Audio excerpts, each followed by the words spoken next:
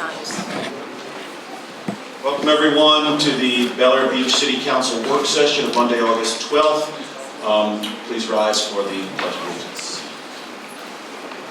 Pledge allegiance to the flag of the United States of America and to the republic for which it stands, one nation, under God, indivisible, with liberty and justice for all. Madam Clerk, will you please call the roll? Councilmember Robin Aki. Here. Councilmember Mark Beam. Here. Councilmember Dave Gaddis. Here. Councilmember Jody Shirley. Here. Councilmember Rita Swope. Here. Vice Mayor Glenn Gunn. Here. Mayor Joseph Manzo. Here. City Manager Lynn Reeves. Here. Okay, thank you everyone. Thank you for coming. This is a work session. We have a 4-point agenda, and I just wanted to ask a question to the clerk. I had some items that I had mentioned at the last council session which did not appear on this agenda, but it was after it was written. I would want to add a discussion item, first really to discuss, a discussion item to discuss discussions at the council session. We had an hour-and-a-half council session, discussion session, and I wanted to discuss that with everyone here and see if that's the way we want to go rather than me making motions. So that's, I think, relatively short. I also wanted to see if we couldn't pin down a date for a strategic planning, priorities planning session, so I wanted to add that. I don't mind putting this stuff under general business, it's okay with me. Whatever is a pleasure, if we want to put them in separate line items, although I would like at some point to get a discussion going on this discussion at council meetings, because I didn't think it was personally very productive. So that would be, I guess, adjustments, although if you make it, and you may not have caught it with my comments at the last meeting, so I don't know if we want to consider them as adjustments to the agenda or amendments to the agenda. I think they could be just left. How's the best way to do it? Under general business. I Put think under they general could just business? be left under general. Okay, that's fine. Anybody can bring up anything. Okay, that's fine. For those of you who expected me and Lynn to fight it out, I'm pleased to announce that he and I went in the back and discussed everything. We're good, we're happy, everything's moving forward, we will work together in the future. So we smoked the old peace pipe and we're good. So thanks everyone. All right, so the first item is budget revisions, and that is city manager, I believe. Yes, Mayor and Council, I just want to bring you, it's not really much of it. Well, there's an issue we found when we were going through the budget. In the capital budget that we had prepared, I had asked Ms. Crozona at the time to pull out the Gulf Boulevard beautification money. And if you look on the second page of the packet I gave you, she pulled it out here, but she did not pull it out in the single page I give you, the revenue page. And if you go down, I highlighted it in yellow. So what it created was $230,000 in revenue we weren't going to get. So in looking at what we could do to kind of allay that, and we forgot to put in $67,000 for the grant that would be income for the Parks and Rec grant. So further, what I'm going to suggest to you tonight is that I've given you the budgets for, I reduced, one other thing I reduced in the capital budget was, and that was the new number we got from the engineer for the 7th Street project that's in next year. It was 450, now it's 400. So that's an updated number that I got from the engineer.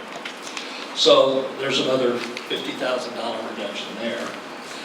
And what I'm suggesting to you, because the council's talked about this on several occasions, about taking the code enforcement possibly to the sheriff. So what I'm suggesting is we explore that contract and we move Laura Mataluni to a position as executive assistant to the city manager.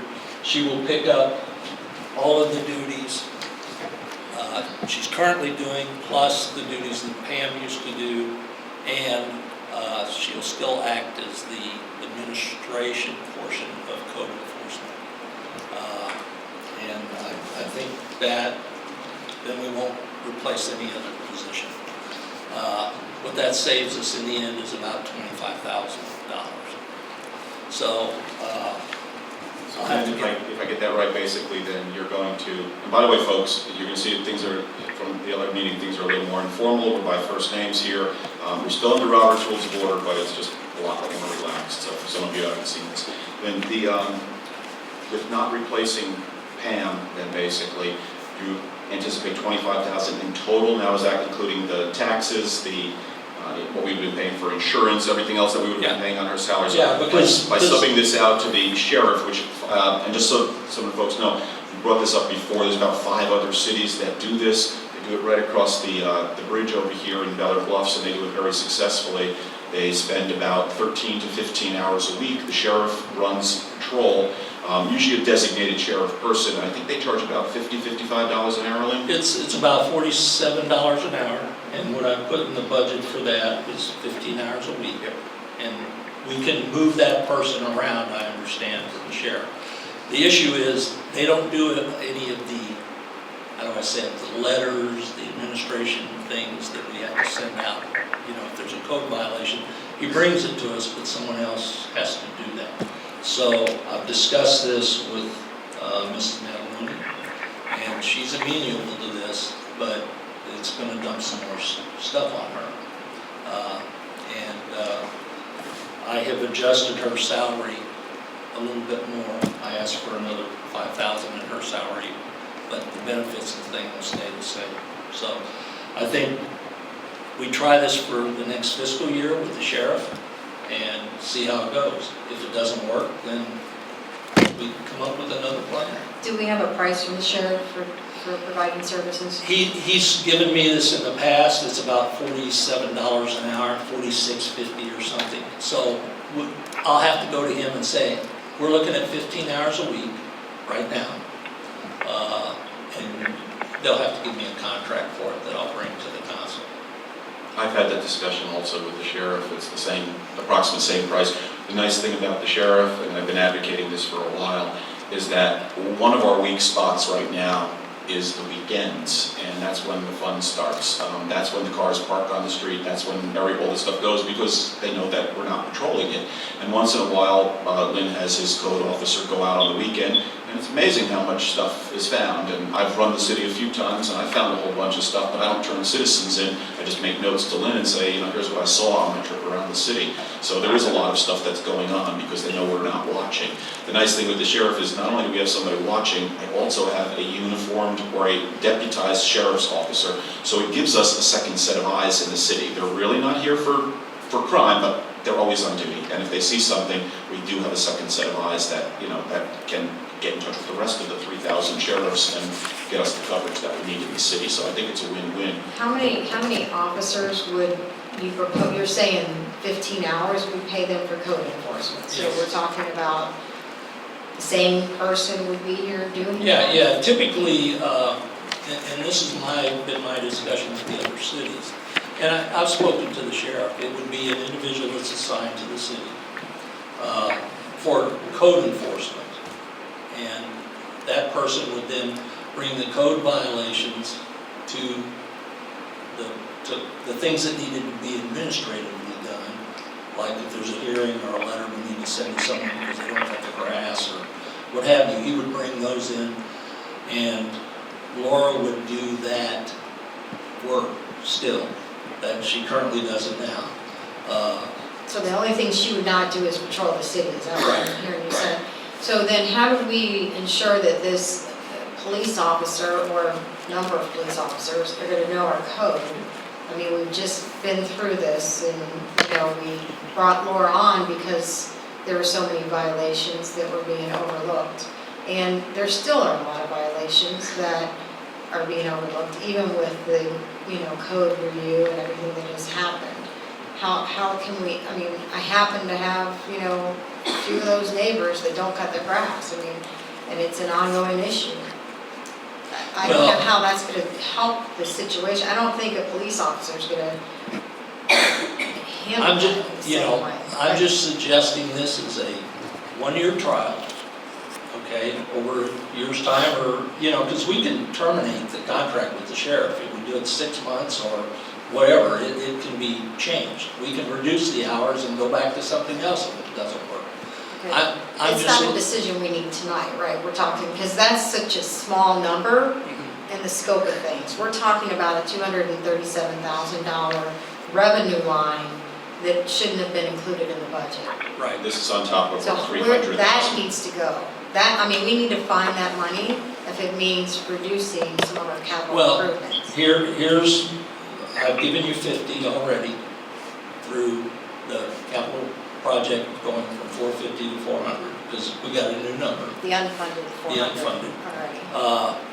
There's one other option. Right now, we're, with the options I've proposed thus far, with code enforcement and not filling the position, just kind of converting it, we're down to 472,000. We were at 407, okay? At the budget workshop, we were at 407. Can I stop you, because I'm getting confused, and I'm usually pretty good with the numbers, but we had a budget deficit. When we said deficit, it meant it was not a regular deficit because we spent too much, it was the overspending on capital. Right. But it wasn't overspending, it was what we typically spent. And in the past, prior admins were hitting what I call the piggy bank, our reserves, okay? And we found out that they were hitting them to the tune of $300,000 to $400,000 per year. And in doing this, as we went through the budget this year, we found that this money would run out in about 3 to 4 years. So we could be like typical politicians and spend everything down and leave it for the next group of folks, but we said we weren't going to do that, we were going to tackle this problem. So I think when we last left, we had about a $300,000 to $400,000 budget deficit, and now are we adding 230 on top of that? No, right now, if you, at the current situation, if you're okay with doing the code enforcement through the sheriff, the adjustment that was made because the budget numbers were adjusted with the capital project, that number is $472,346. Okay, That's the deficit that's the that we're deficit. spending on capital, that we have to tap the piggy bank for. Yes, Operations and capital. right. Well, no, more capital than operations. Because the capital budget is $926,500. Okay? That's capital savings for things like painting the building and what have you. There's one other option you could take, and you could look at the potential of the park grant. We don't know if we're going to get it or not. We could delay that in the budget, the $135,000, and that would get you back to where you were.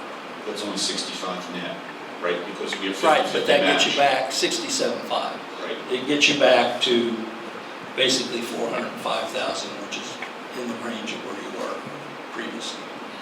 Is that a viable option, though? If they give us that park grant, don't we have to spend it within 3 years? Is that? Yeah, after the contract is done, you have to spend it in 3 years. But we don't know if we're getting it. I think there's a possibility we're going to get it.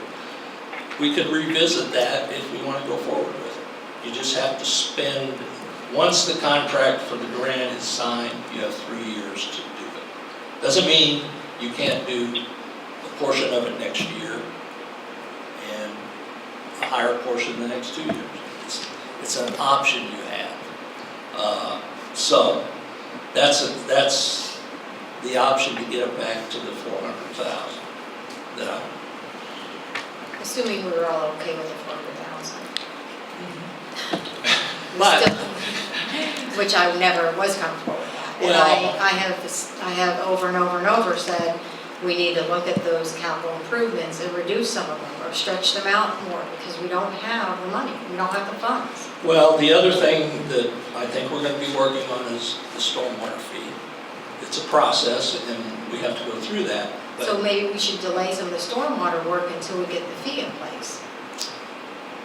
I guess you could. Well, before we do stormwater fee, we need to talk to the county because they're already set up with stormwater stuff. And I said, speak to them. And when I spoke with the county folks, they said that, they have a stormwater, the SERB folks, so they have this in place. Talk to them first before we do anything. So we might not need that.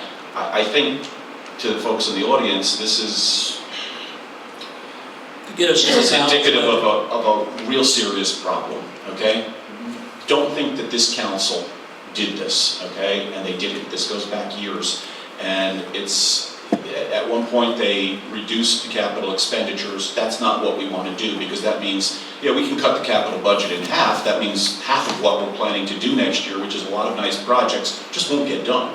We could raise taxes. We really don't have that option this year, other than to let the millage do the dirty work.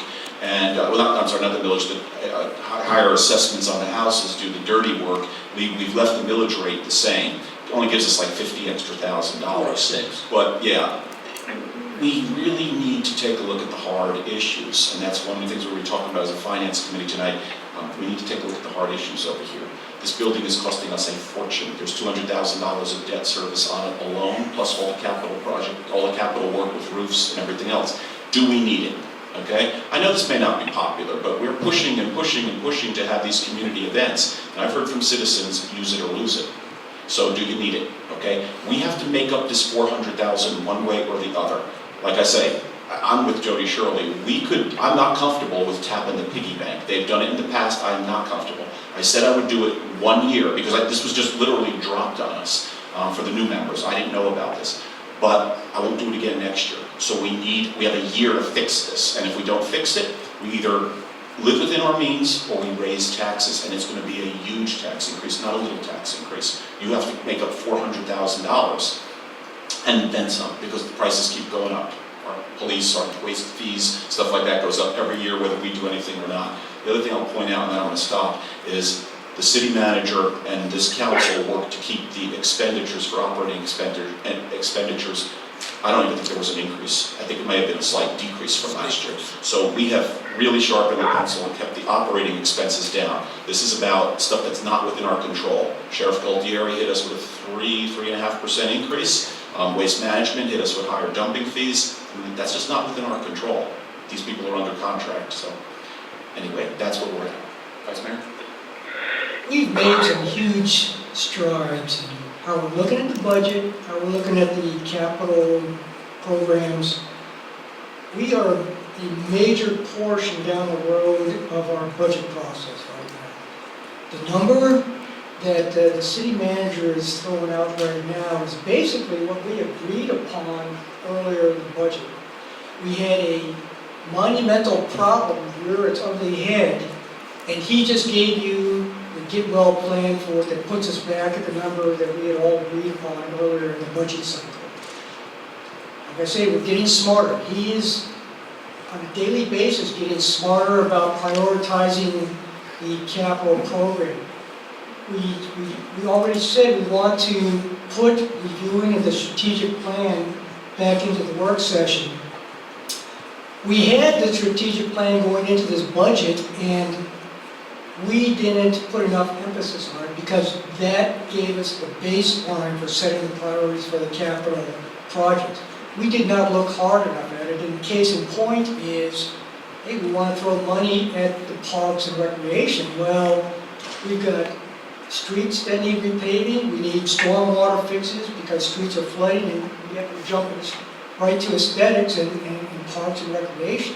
So my recommendation is in the short term, we just got the get well plan for getting us back on the track for what we agreed to earlier in the budget cycle. Let's move forward with that. We're getting smarter on stormwater. By the day, we're building a mechanism for how to review that. We're now looking at street paving. He's looking at the pavement condition indexes. That's going to allow us to look at street paving the same way we're looking at stormwater and start building priorities here. So we're getting smarter, we're getting there, and let's stay on track here. I agree with you. I think we need to get smarter and go back and look at this thing. This train's already left the station. To back up now and try to reinvent this process at this late date, I think is counterproductive. We couldn't if we wanted to. We've locked in our trim rate at this point with last year's number. There's no property, and I don't want to say this incorrectly because I slammed people for saying this. Taxes will go up. They're going to go up by the value of the house that has went up. We're not going to change the millage rate. That's what's been happening in this city for probably the last 10 years or so. I think there was one millage rate change. So we're not changing the millage rate. We haven't voted on the final millage rate. I was the one who said I wanted it less. But now looking at this, that's almost an impossibility. We're just going to throw ourselves deeper into hitting the piggy bank. But I did say, and I'll say it again, and I want everybody to hear it, I will not vote next year to tap the piggy bank. We need to keep our reserves. There are, by the way, I spoke with other city managers and other mayors, and something we need to talk about. There is no reason that our hurricane fund, which has $1 million in it, needs to be separate. I think Jody Shirley had an excellent idea about doing stuff with basically bonding and leveraging that. We can, and there's no reason when I told some of the mayors that we have separate funds, they're like, what are you doing? So I want to take a look into this because it looks as if there's a possibility of putting all those funds together, still saying we want to use X amount of money for the hurricane, but having that pool of money should something major come up with capital. I don't want to tap it to the point that I'm not going to use the hurricane fund as a piggy bank either, but you can use it as one big fund, and that may help smooth things out. I mean, hope to God we don't need a hurricane fund this year. So and back to what you presented to us, Lynn, you're proposing that Laura take on this administrative position, come off the road, no longer doing the rounds in the city, putting a sheriff at $45 an hour, 15 hours a week. I think it's 4613 or something like that. And the reduction in the capital, the $50,000 would be at the net of where we started. What are your thoughts about leaving Laura as she is and just getting someone part-time to fill that front desk spot? Well, I can tell you over the last month, it's been very taxing. I've had to take care of the front desk. Patty's had to take care of it. She's not getting her stuff done. So I think it's a better focus to put someone there and spend that little money, or we could go get a part-time code enforcement person at a lesser cost that wouldn't cost us money. I'm confused. So what are you doing to Laura's, because you said she would cover the front desk. She would take care of the front desk, she would do the rental registration, she would do the tickets like she's doing now. She would have to do the code administrative part because the sheriff doesn't do that. In the other cities, the sheriff basically brings you the violation, and if it needs to go like a letter or go to a hearing, all that documentation's got to be prepared. Right. So what I'm suggesting is for 1 year to try that. If it's not successful, then Can I suggest that we try a part-time person at the front desk first? well then before if that's what you want to do, then we need to Because here's what I envision we happening. need to reduce the hours that the city hall is open. Because, Here's what I envision happening, is that Laura's out sick and Patty's on vacation and now you have no one. I mean, something like that. By having another part-time person, at least you have someone to backfill some hours. Where right now, if you eliminate that position altogether, it's going to be, I don't see what you're gaining is my point. I really don't, other than Laura's getting a pay increase and more responsibilities. She's getting more responsibility, and she's not out on the street. That's what you're gaining. You can go to a part-time position for that. That's another option. But then I think you need to reduce the operation of City Hall, and that is another issue. Because you can only go to stay out of the part-time, full-time issue, you got to be very careful, and the average hours have to be less than 20, I think it's 29, and maybe, average over the year.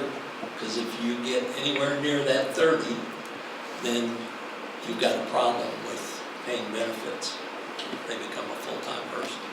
The way I see this, you're pretty much going back to where you were, with the exception that you no longer have Melanie, who used to do some coverage, but you do have, you have full-time with Laura.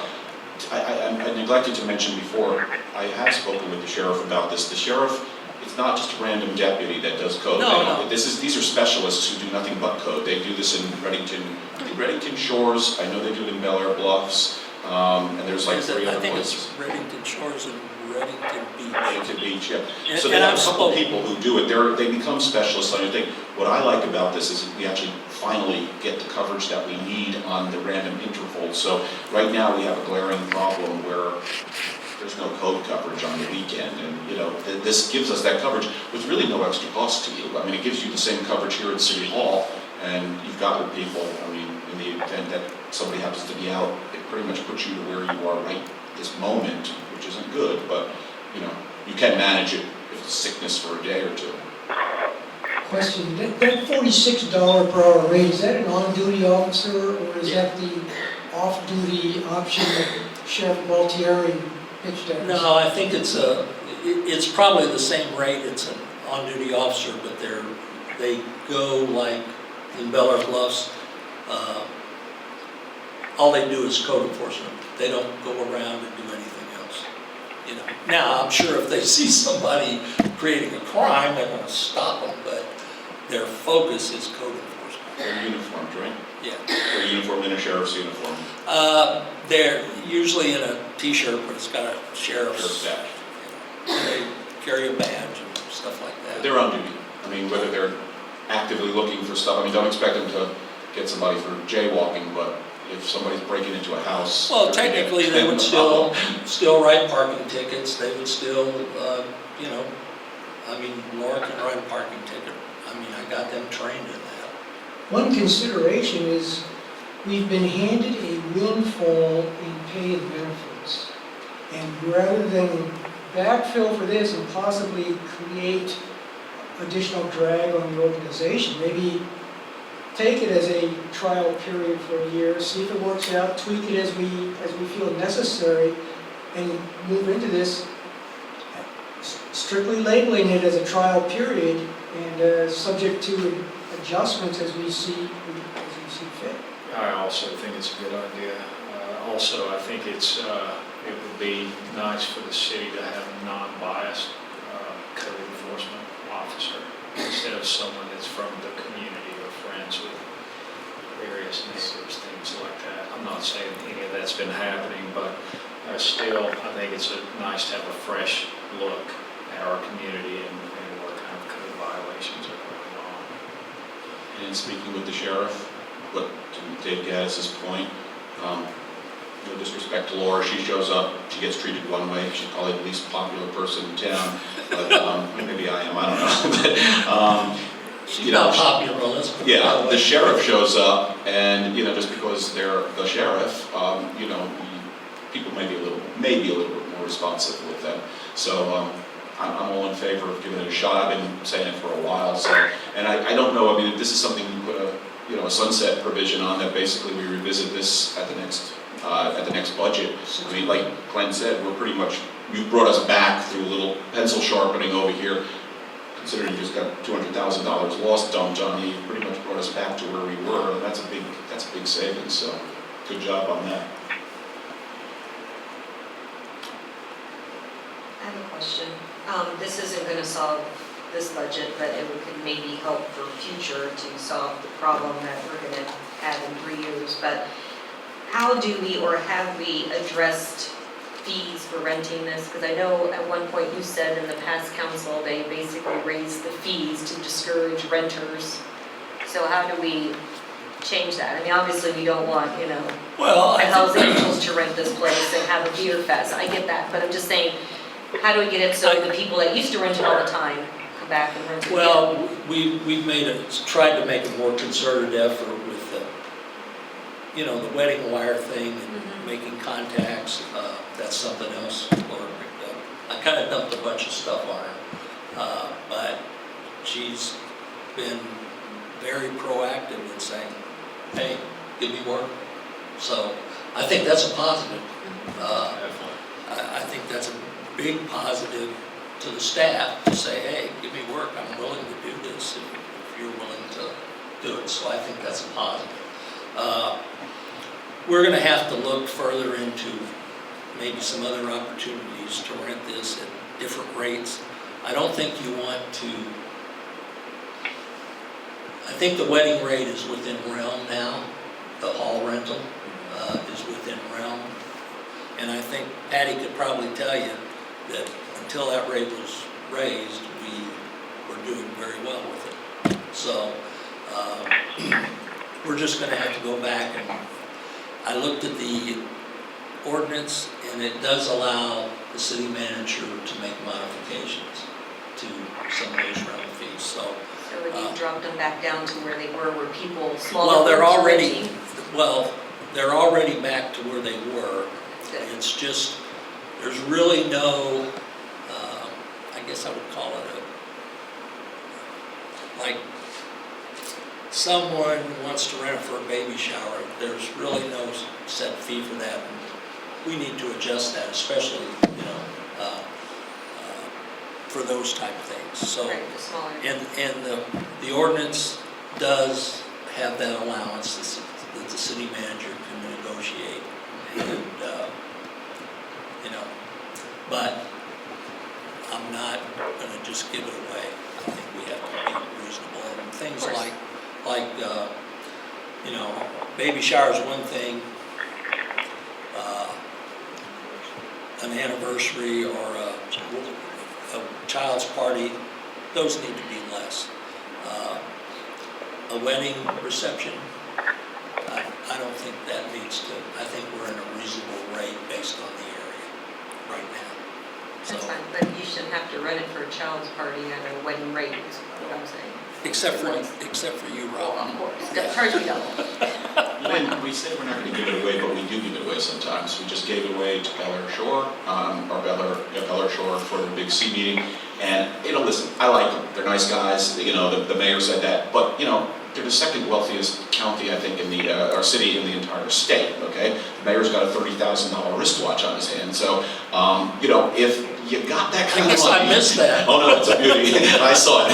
And, if you've got that kind of money in your city, and I'm just saying, like, maybe we get something, and I know we do things with the fire department, we give them our rooms and stuff like that, but I would like to see, it doesn't have to be at full boat, but maybe something, because, when I left Big C here, I stayed right to the end, there was a whole bunch of tables here and stuff like that, and I think the city manager from across the street was cleaning it up, but it wasn't done, and it looked like it was gonna be work left for your guys, and it is an effort, and we should get, even if it's 500 or 700, I think we should get something, because we're using it. Right. I don't think they've ever charged, Patty, you can tell me, no, they've never charged Bel Air Shore for anything. And, the fire district, I guess I really don't feel that we should be doing that, because I think by talking to them, having served on what's that committee? I can't even remember now. The committee to look at their finances and stuff, I kept preaching to them, you need to do some of your meetings in our city. So if residents want to come, I think that's important for the fire district to do that. So I don't see that as it's not a big expense to us at all, if anything, for them to have their meeting. And I think it's a good thing, it's a positive situation that a resident may not want to drive to, they hold their other meeting, I think, in Indian Shores. They rotate.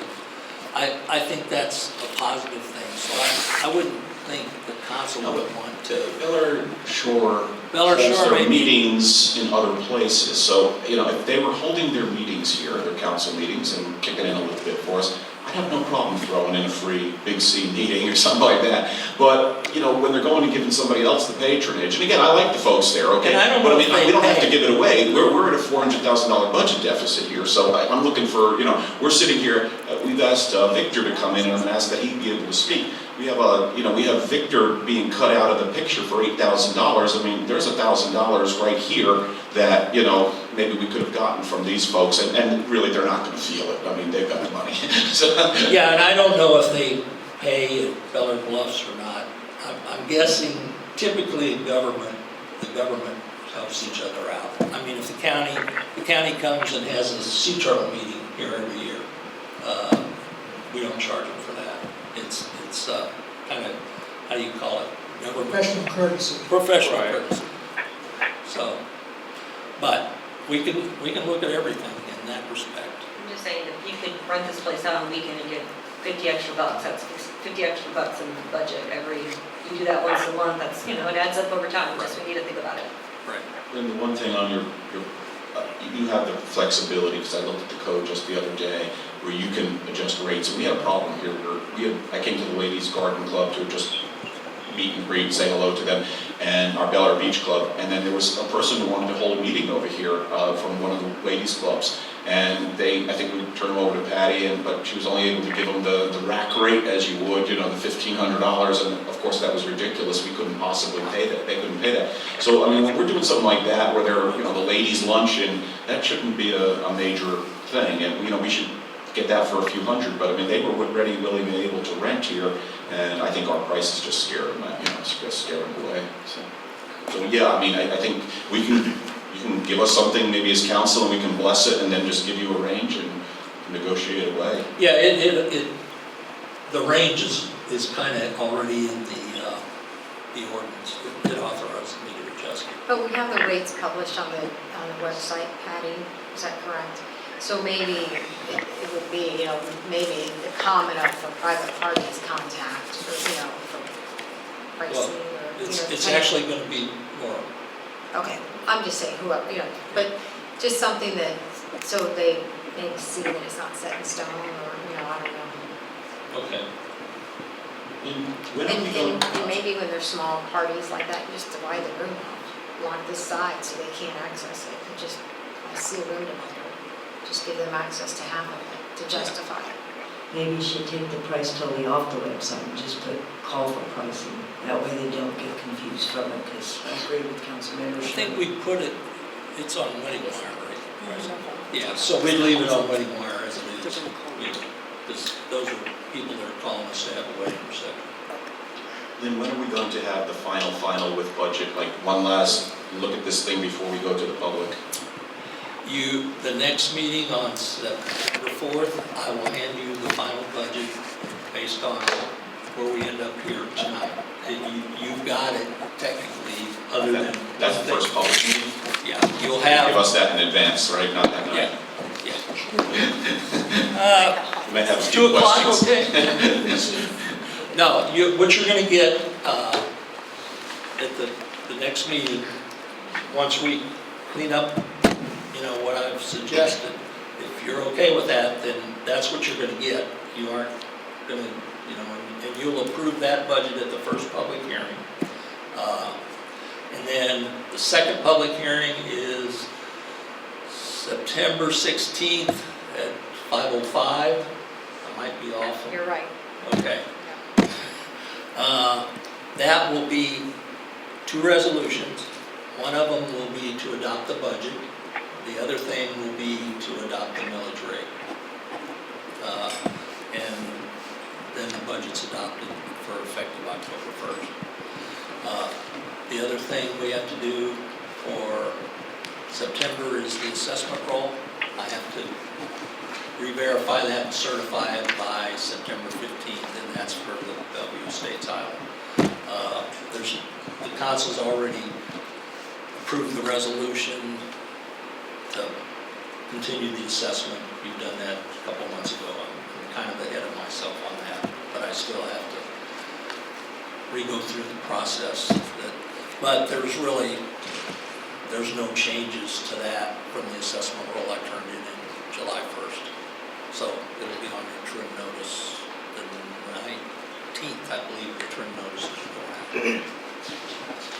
Did council have any more comments on budget revisions, or do you want to open it up to the floor?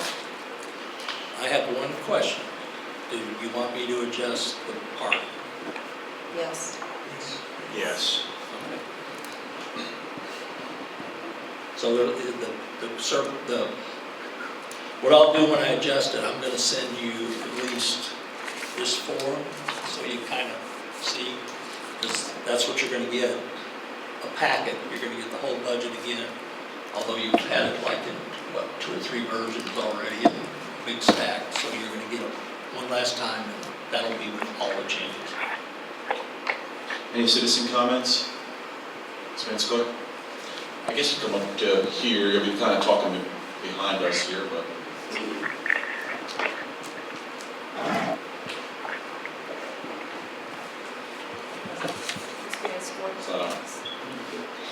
Ms. Vanscoy, 7th Street and Park and Rec Board for the City of Miller Beach.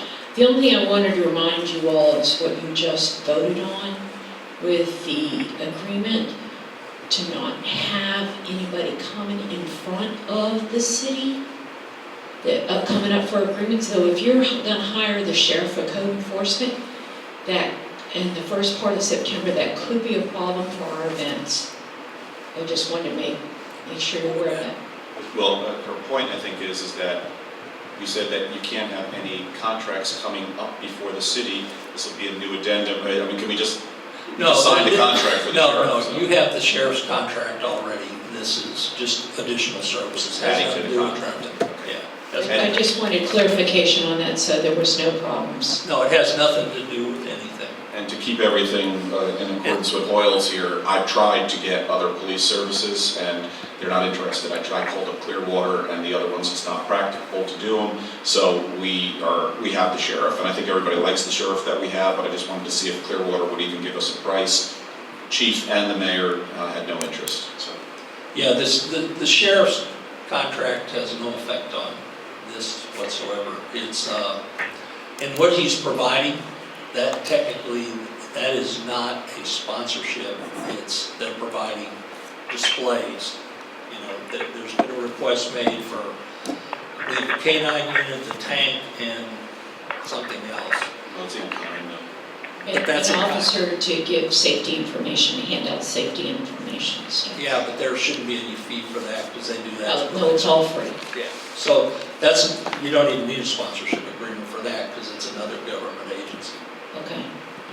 The other thing I wanted to address was that the prior Park and Recreation Board took on that grant, not this park board. With that being said, though, it is my responsibility and our board's responsibility to try to continue to make improvements.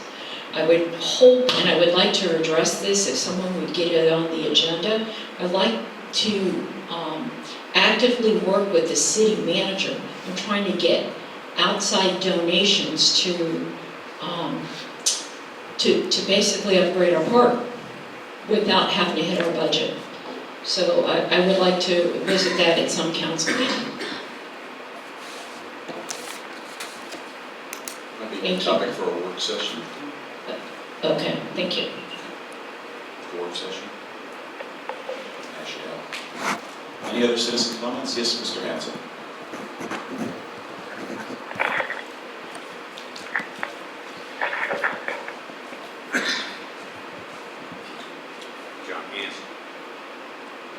John Hanson, 22nd Street. My question for the budget goes to our relationship, city to city with Bel Air Shore. As I recall, in the last administration,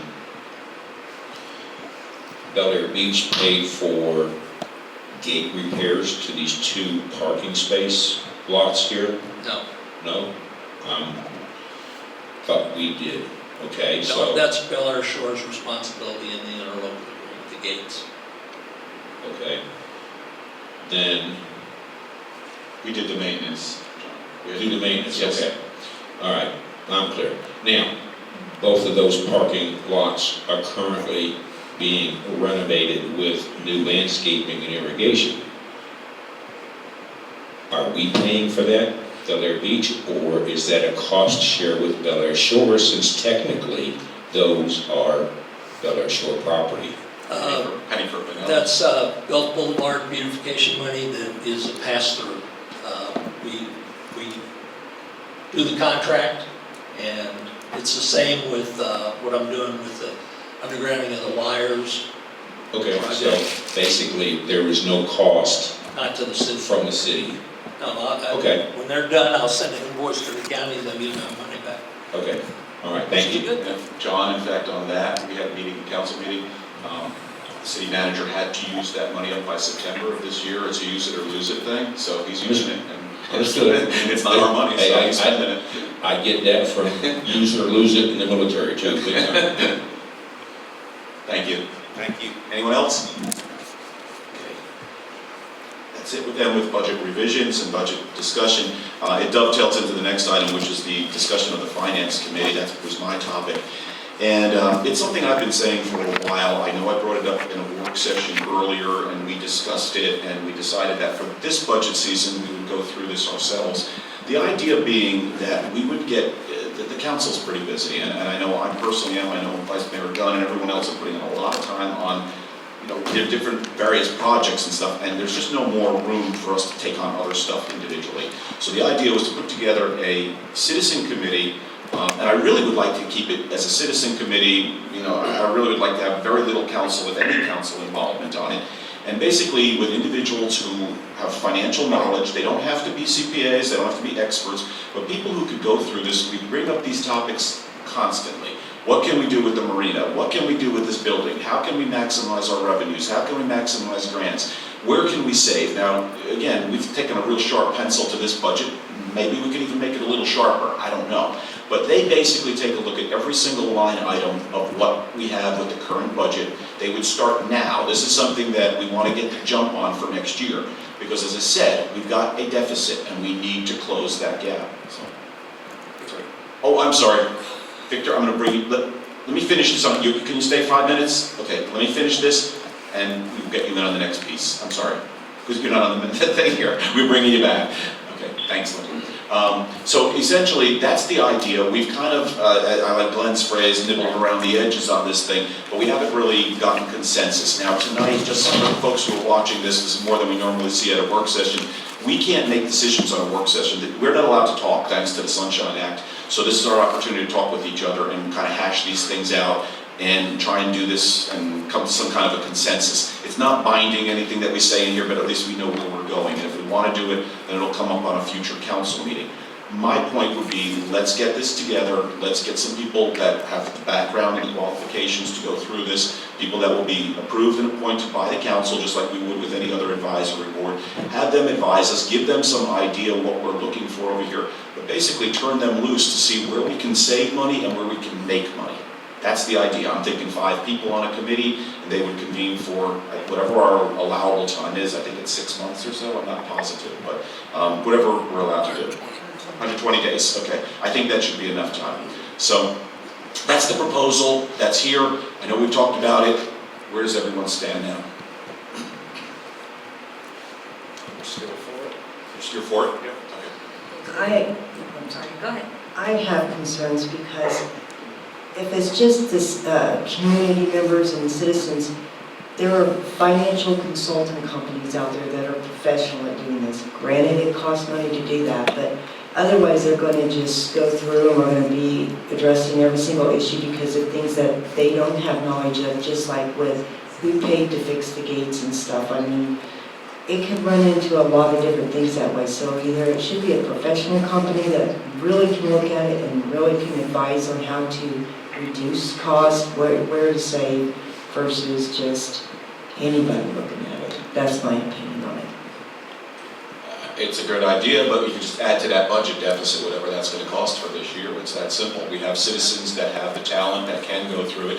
They're not doing this in a vacuum. I may expect that the city manager and us would, be at least on the periphery giving them information. They're not expected to know everything about the city's finances, but they'll dig into it, they'll go through this, and we'll come up with the best solution. We talk about best practices. This is the opportunity to implement it. I mean, I'm glad Lynn Reeves came around to my thinking, but I've been saying it for a while. If across the pond here, they run the city with less money than us, how are they doing it? Because I look at their city and it looks pretty good. It's really well run. They've got a nice business district. They have more people in their city than us.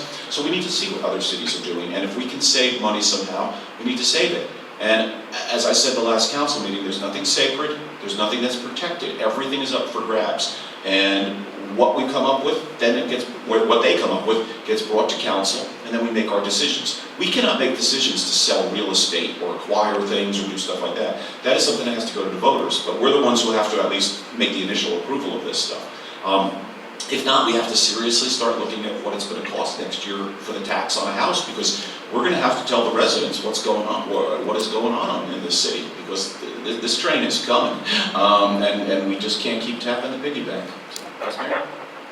I recently met our outsourced financier who's doing the bookkeeping for us now. I was extremely impressed. He's already making quantum leaps in where he thinks we need to be. I mean, we've talked about this reserve fund burn rate and where we want to be. He wants to look down the road even further, 5, 10 years. So I'm very impressed. He understands this thing. I broached the subject of a finance committee with him.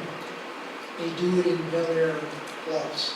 And at first, he was put back a little bit by the concept. But at the end of the process, he was very pleased with the outcome. Part of having residents on this thing is the transparency and the communications aspect. What we want to do is, hey, we're not hiding anything. Come on in, ask your questions. We're going to show you what we're doing and how we're doing it. I mean, if you have a better way of doing it, then we're all ears. But at the end of the day, his takeaway from it was the residents were very pleased. Nothing was being hidden. It was a transparency issue. And if you look at our strategic plan, communications is one of our priorities. So that's the buy-in there. I do believe you need to be smart, charter them, tell them what their role is, what their report requirements are, et cetera, et cetera. I'm in favor of this. I also am in favor of it. In fact, I think 120 days should be plenty of time for a talented group of individuals to look through it all and make recommendations and show us where we may be not getting it right. And worst case scenario, they come back and they say, nope, you're absolutely right on the money, then we can say, or we can revisit Ms. Swope's idea of outsourcing, a consultant. But at this time, I think we should try the free approach. So, question, I guess Patty and Lynn, this would be to you guys. How do we start the process? Is that something that Patty would need to kind of advertise that we're looking at a finance committee, if this is something we want to do? Well, I We have to form it turn it first, on. right? We have to form it officially. We'd have to do a resolution, because it would be that. And I guess to make it somewhat cohesive, I would think that each one of the city council members would select someone to make for the process. I think that would be, that way all of you's got some, you may know someone that's good with finances. I would suggest that that's where we start. And then develop the resolution. And then the council could, each one of you could make the nomination for who Are you you saying select. 7 people, or are we going to have that Seven's, as a workable committee? yeah, I think that's workable. Not everybody shows up. Yeah, Or because, show up, we're good. yeah, see, that's what I'm saying. I think that's workable. Can we somehow advertise? 'Cause No, I mean, I no may- council members, I'm Well, talking. no, I'm just saying, I can think of somebody, but if they don't want to do it, well, then there goes my nomination. So Right, if that's somebody why I wants was to thinking. email me if they're interested, so. Yeah, we could put something on the website that we're trying to start a thing, and if some people are interested, they can. Wayne's waving his hand, he'll put it in the newspaper for us. We have, I mean, that's a good idea. yeah, so that's where we start, and then we'll create the resolution, and you can decide how many it is, but, that way everyone has some input into it. I mean, I think I it's a mean, good you're the idea. ones that are making the decisions. Well, I mean, I think it's free advice, essentially. I mean, I like your idea too, but let's try this because it's free. And, even if it gives us a couple good ideas, if we still need more work after that, then we could maybe go the professional route. I think we should try that. I mean, maybe somebody's an investment banker, is good with CDs and bonds, There's some and very knows how to talented people. manipulate money better than I can do my checkbook, so that would be fun with We me. have some very smart people in the city that are retired, that are active. There's, like you say, investment banker, yeah, I know a person. I mean, there's some good people here, so we should be able to do well. And again, if we don't like what comes out of it, we don't have to run with it. But it doesn't matter, we still have to do something, it's still our problem. So we're delegating this, but the job of fixing this problem is unfortunately been dumped on us, so we need to fix it, so, and we will. What's the first step? What do we need? I think we should probably advertise it, and then I'll talk to the city attorney about preparing a resolution. Resolution for the next meeting. We'll try. I don't want to wait too long. That 400 grand is just in my head. Yeah, because really what they'd be looking at is next year's budget anyway. They wouldn't be, that's where I they. mean, to that point, I don't want to overload Fred. If we can't get this done for the first one in September, So we it's can always call a special one. Right. Just we have a couple of meetings, so we could always call a special meeting just for that purpose, because this is going to sail through, it sounds like. We don't have much discussion, we've discussed it already, we have a consensus. I mean, again, none of this is binding, we get to vote on it for real, but there's not going to be a lot of discussion on this, so. And we'll go ahead and put the advertisement out. Yeah, because we do have the budget, second budget hearing, we can have a special meeting for that. It just can't be the same meeting. City comments, citizen comments? None? Thank you. Okay, now, Victor. Victor has, for the folks that don't know him, Victor is the videographer, and he was one of the budget cuts right now that are at least in our budget, our present budget. He had asked me if he could speak with us briefly, and I said absolutely. He's done a fabulous job. This has nothing to do with the job that he's done, so we want to just speak with him. So Victor, welcome. Council members, Mayor, Turn that on. thank you so much for letting me address you on this issue. It's been a pleasure. I've been working with this town for almost 5 years, so it's really been a pleasure to continue to produce the video. And I'm not quite sure. I've been speaking with some of the council members, some of the citizens and the mayor, and people are asking me if I know why the video is being cut, and we're not sure if it's a budget issue or if it's an ADA compliance issue. I'd just like to make sure that everyone knows that the ADA compliance is there. We've got closed captioning on the video, so there's no ADA compliance issue whatsoever.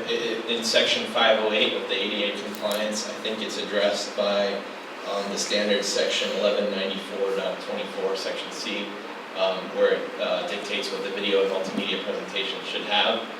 So that's there, so hopefully that is not the conflict. If it is, then it's an easy answer that it is in compliance. Now, addressing the possible budget issue, I know when I got started several years ago, they were looking at possibly setting up a whole studio and doing like a Miami Enterprise for like a production that would be overkill. And I think they were upwards of 6 figures for that. And the city council said, no way, we're not installing cameras, we're not doing all this. What are our other options? Because they brainstormed, they were very educated people, just as yourselves. And they came up with a solution saying, Mr. Brianna, can you do something for us that's more cost effective? So I said, yeah, I can bring in my own equipment and set everything up, tear everything down. And we did it that way, and it was a tremendous savings. Instead of spending 6 figures, it was $495, and I haven't raised the rates. That's the same that I've been charging the whole 5 years. It's $495 per video recording, which is, if you look to industry standard on professional video production, it's upwards of $1,000 for an hour meeting and that's unedited.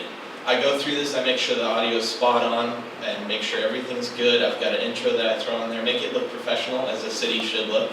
And it really makes a difference, and it's very cost effective. I'd also like to quickly address, I know everybody's been at a long meeting, so I'll make this brief, but Mr. Vice Mayor, can I switch over? I just want to make a quick presentation.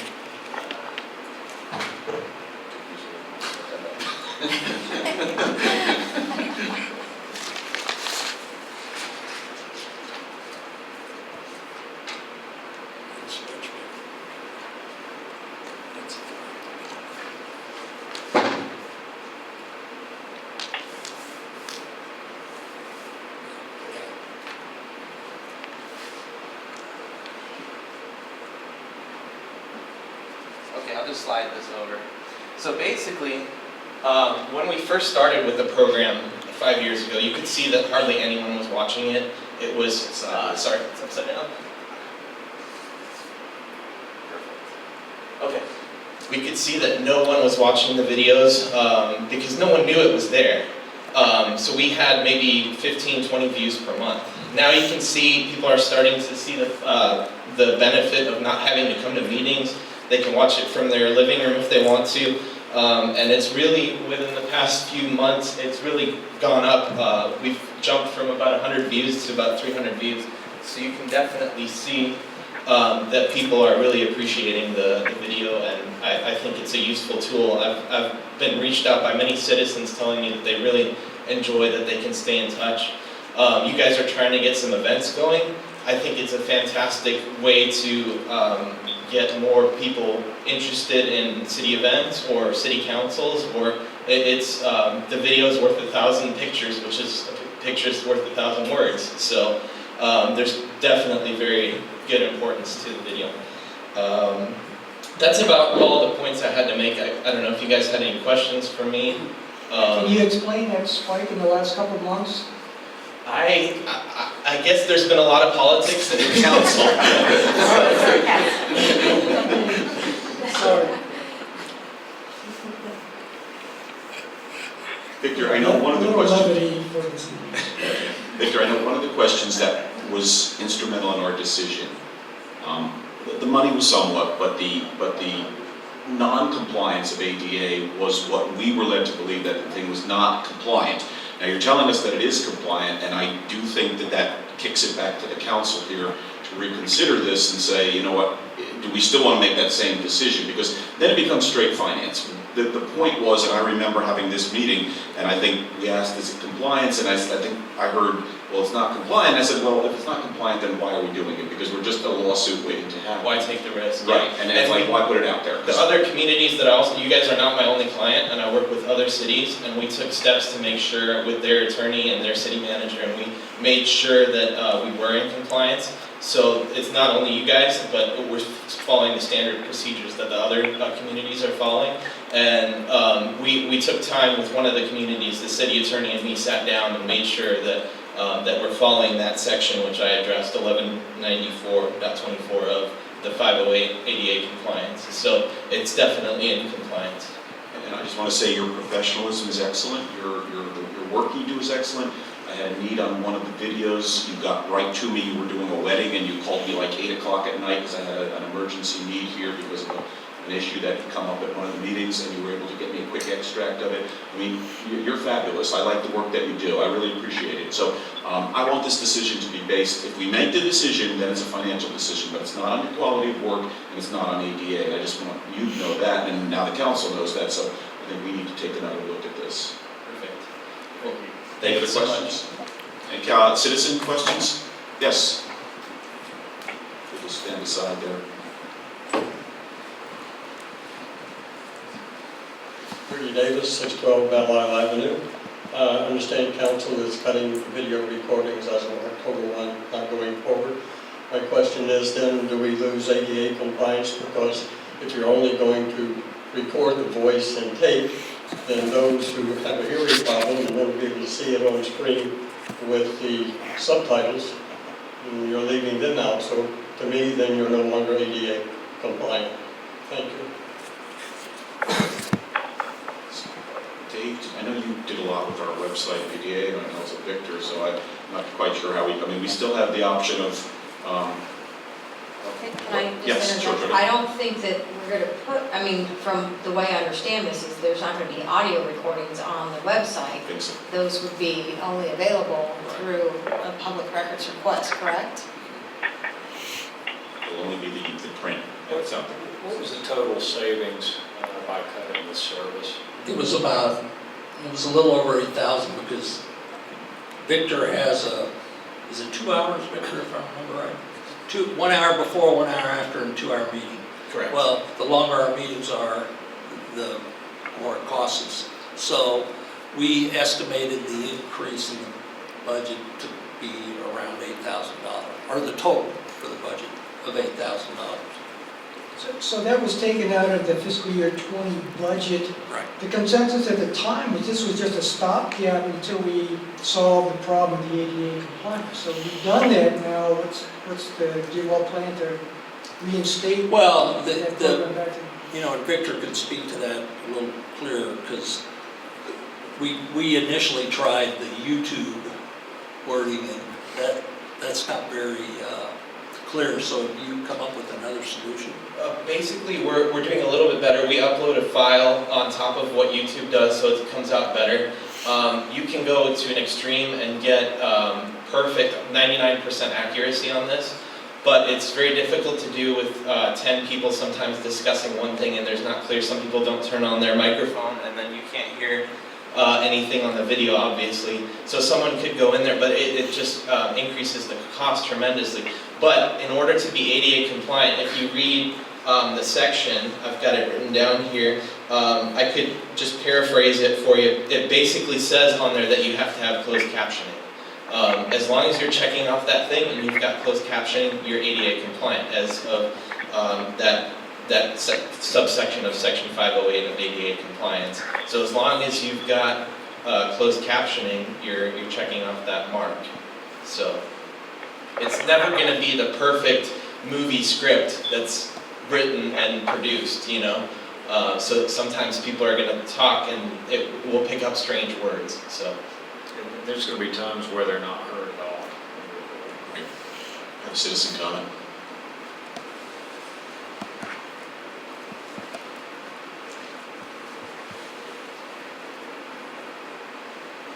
For a city that's looking for more. Hang on, Martha I'm Vasquez. sorry, Martha Matthews Vasquez, 2500 Gulf Boulevard. For a city that's trying to get more citizens involved and to be more transparent and improve the communication, to get rid of this video option is penny wise and pound foolish. Thank you. Any other citizen comments? We'll close that. Again, my vote was predicated not so much on the $8,000 savings, it's not that big of a deal in the grand scheme of things, but let's talk straight stuff here, okay? If we're gonna say that this 8,000 isn't a big deal, and I don't want to be hearing about the parks, you know, throwing a Santa Claus party that's $2,000. So, you know, this is a dime when we look at the overall budget, you know, the $2 million plus budget. I have no problem keeping Victor on. I do agree with what Martha Vasquez says. We should be as transparent as possible. I like the fact that the ratings are going up. Maybe we'll get a TV career out of this. But it's, you know, I think it's something we should do. But, you know, again, if you're not going to complain about $8,000, then for all the naysayers that are going to complain about $2,000, please, please, please, okay? Because we can cut this too. So that's my point. I would be for this at this point. I tend to agree. Now, back to the city manager, can you squeeze another 8,000 shekels out of the budget to reinstate this program? Come on, Lynn. I really, you've squeezed the juice out of that, out of the orange already. It's gonna be tough, but I don't think I can do that, 8,000. Can you get 5? Yeah, I can take the consultant away, Consultant for, yeah. We don't wanna, What consultant? we put Oh, 5,000. for just consulting. oh, we weren't going to use that anyway. You got it. We can't make anything binding, but for the budget, I mean, Well, we have I to gotta- give Lynn some direction because he has to prepare a final, so. Well, here's the thing, I wasn't there the day we talked about this. That was the one budget meeting I missed, I was on vacation or something, so I don't know. You were in your stateroom. Yes. I was proud of the world. Yeah, But I am not in support of taking that video down if we can meet the ADA compliance. Yep, that was the big issue. Yeah, I believe all of us wanted it, just it's the ADA. We were just afraid that, I remember that conversation. It was pretty detailed. And basically, what we were saying was we can't justify this if we're putting our city in jeopardy because we're not ADA compliant. On the other hand, it was to add the ADA compliance, we initially thought it was going to be in the thousands to add. Yeah, if you did what was it, I think it was Clearwater you talked to me about, and I talked to them and they're spending $30,000+ a year from a company that Right. I forget what it was called, but that does the closed captioning. What I would like is something from our video provider that just says they're making a best effort to close caption our content, just to go along with the closed captioning that we're getting. And that way we can say, look, we tried. That's a good idea. You can give us that, right, Victor? Sure, that should be no problem. Other than that, I have, Are we going to direct Lynn then to include this back in the budget? Yes. Yes? Anybody opposed? Victor?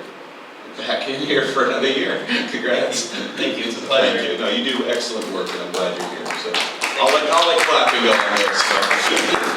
Thank you, Mayor, thank you, Council. Thank you. Good job, Victor. Thank you, City Manager. And I hope my ratings keep improving. Makeup, yeah? We need a lot of it for me. All right, we're going to go into traffic calming. Mr. Gunn, do we need a break before this? Because I know this might take a bit, right? Does anybody? No, It's going to take you 20 minutes? My presentation. We have a 20-minute presentation. Some citizens are saying let it go. What's the consensus of council, everyone? I think we're all waiting. Everybody's waiting for it? Ready up? Mr. Gunn? Vice Mayor Gunn?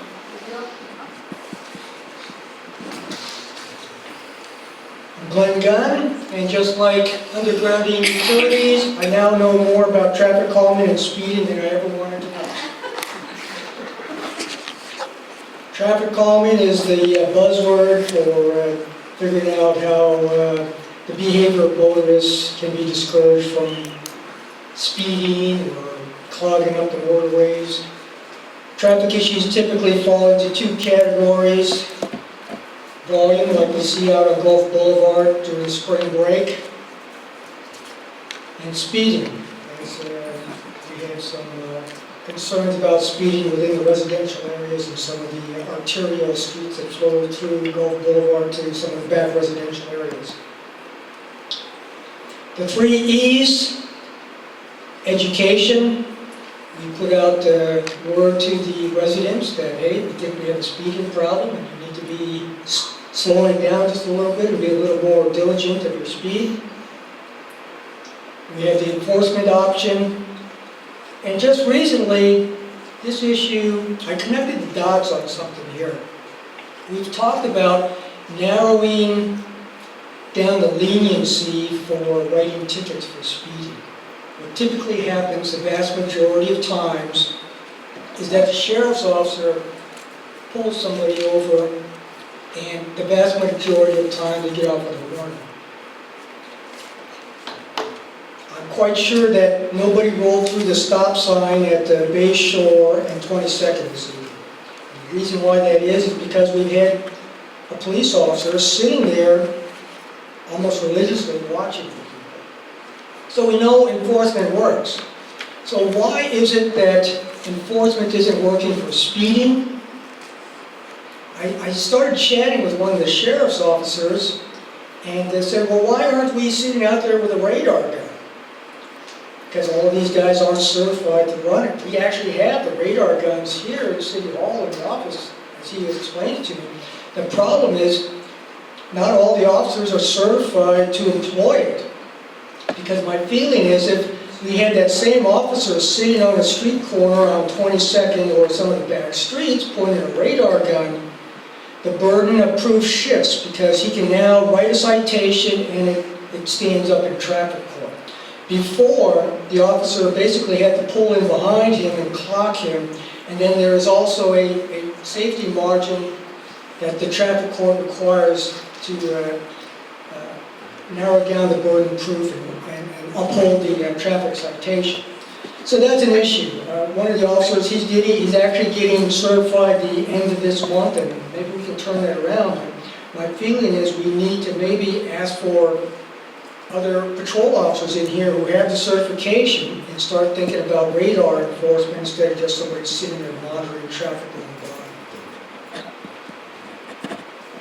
The other issue is engineering. That's the 3rd E here. Well, you can change the roadway, okay? You can do visual things. You can paint stripes on there to get people's attention that, hey, you're coming into a crosswalk area, you need to slow down. You can do physical barriers. vertical barriers, speed bumps, speed tables, or you can do horizontal physical things. You can put in islands, you can neck down the approaches to an intersection.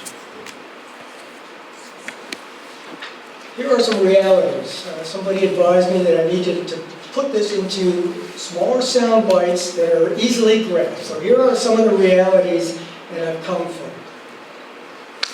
Traffic calming issues are not as simple as they seem at first glance. The city of Bel Air Beach does not have an existing traffic calming protocol or guidance. All affected residents must have a say in this issue. Traffic calming is not a one-size-fits-all with respect to either the problems or the solutions. At the end of the day, what we are looking for in a traffic calming protocol is this. It meets an objective, legitimate need. It matches the proper solution to the problem, whether it's just a visual solution, a physical vertical solution, or a physical horizontal solution. It ensures a balanced resolution that has the support and the buy-in of the residents that it affects. So here's a little background. In April of this year, the issue of speeding cars in the vicinity of Tornado Drive and 22nd Street was raised at a regular council session. Once again, the city of Bel Air Beach does not have a protocol or a process to evaluate the issues or take action on the issues. At the time it was initially discussed, the consensus was to develop some sort of city protocol for traffic calming. And in the interim, the city manager said he would initiate gathering some speed survey data. What was proposed just a little bit further down the road was a straw man or a draft for things to be considered in developing a Bel Air Beach strategy. A definitive problem statement, where is this problem and what exactly is the problem? Think about budgetary impacts, as you've seen through all the discussion tonight. Hey, we don't have $100 bills hanging out of our pockets here at the City Hall. So there are obviously some cost impacts, and believe it or not, some cities actually say some of it is city cost and some of it is a resident's cost. Collection of data, speed surveys, demographics, resident surveys, petitions. Who else has cracked the code on this? We live in, we're surrounded by other municipalities that I believe have already looked deeper into this than we have and cracked the code on some of this stuff. Something that needs to be considered is there are always unexpected ramifications to this issue. My analogy is you push on the balloon and it's going to bulge somewhere else. And a realistic analogy for that is you put speed bumps on a major arterial street, and just for an example, I'll choose 22nd. You put speed bumps on 22nd, and if you don't include thinking about the residents on 19th Street, 20th, 21st, and the other streets, guess what? People aren't going down 22nd anymore. When they hit Bayshore, they're going to go left or right and go down 19th Street or 20th Street. So you push the balloon, but it's bulging on other streets. So you have some unexpected consequences there when you just jump to a solution. What are the alternatives? Again, not every problem has a one-size-fits-all solution. We've sat down and started coming up with some ideas and a draft. Here are some initial speed surveys and the results that the city manager came back with. As you can see, it shows a date, a location. Some of the locations have more than one speed survey. The survey was done more than one time. You can see the number of vehicles that are moving through some of these areas, and you look at the time frame on the date, and you can see there's a lot of vehicles moving on Gulf Boulevard and as well as some of these back streets. There's the posted speed limit, essentially 25 miles per hour in the residential areas and 35 miles per hour out on Gulf Boulevard. The yellow column there is the 85th percentile. That's the data that came back from the speed surveys. Now, let me explain this 85th percentile a little bit. It's the gold standard for evaluating speed surveys. When you talk about the highway transportation agencies and all of that, the engineers, this is what they use to evaluate speeding. The premise is that traffic calming devices will slow the majority of traffic, but it won't slow down all of them. No matter what you do, you're always going to have people breaking the speed limit. When cities and counties look at this 85th percentile, they even add on an additive. What they look at is, okay, the 85th percentile is even above the speed limit. It may not be within that burden of proof for writing a traffic citation and enforcing the speed limit. So they actually look at that 85th percentile, and they take the posted speed limit and add anywhere from 5 to 12 miles per hour so that they have that burden of proof, so that when they write somebody a citation, you were outside that margin and you were speeding. So you see the 85th percentiles there. Not only, if you look at those 85th percentiles compared to the posted speed limit, you can see they are almost exactly where the posted speed limits are. You don't even really need to include an additive, because the speed surveys that we've done are showing that the traffic, the average speed at the 85th percentile is right there at the posted speed limit. Now, what were some other positives that came out of the speed surveys? There's some results, and you can't see it. This is probably an eye chart, but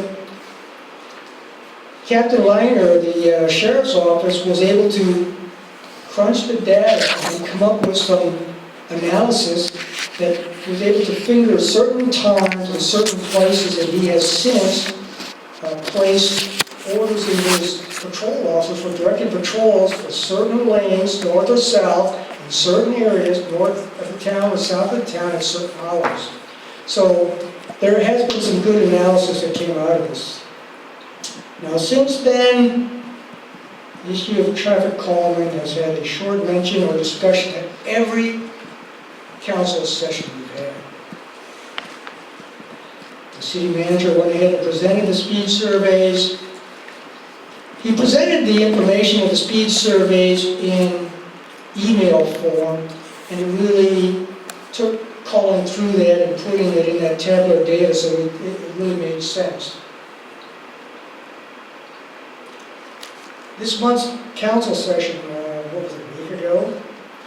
The agenda item was raised by Councilmember Beam to bring up the issue of traffic calming again. There was a very passionate call to action by several residents in the vicinity of 22nd Street in Donato. Myself presented information regarding radar speed signs and the recommendations of a very lengthy report on traffic calming from a the year 2000 master's thesis from a UT Austin student. At the time I gave this information, there were some concerns. The information presented in the radar signs was basically written by the people selling radar signs, so did that skew the data? The report from the 2000 master's thesis, well, that was 2000, that was 19 years ago. How accurate and up to date is that information now? What came out of that council session August 5th? Some perceptions, some absolutes, and some inferences. I kind of hate the absolutes. The perception, we have a speeding problem. Our kids don't even get to play in the front yard. We must take action or a child will die. That was the inference from all of this. And of course, Safety is always a big concern. If you look at our strategic plan, goal number 1 is safety and health in our city of Bel Air Beach. Let me just back up a moment here. My input up to this point has been always on a factual basis as a council member. As one of the other 111 residents of BEI, I feel compelled to add some balance to the perceptions that were presented a week ago at that council session. And the important aspect of what I'm about to say will go directly to the protocols that we'll discuss a little bit later in this presentation.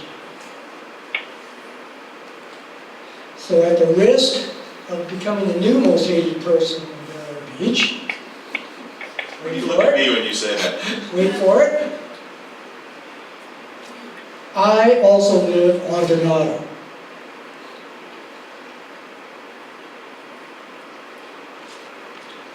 I don't have children living in my home. I don't foster children. I don't run a daycare center. So when my security system goes off because I've got something going on in my front yard, I have to look at the situation, what's going on. What do I find? I find kids using my driveway as a launch pad to play across the street. And if you look at the red circles up there, what you'll see is a child and his toys at the end of the driveway playing at the street's edge. Same photo.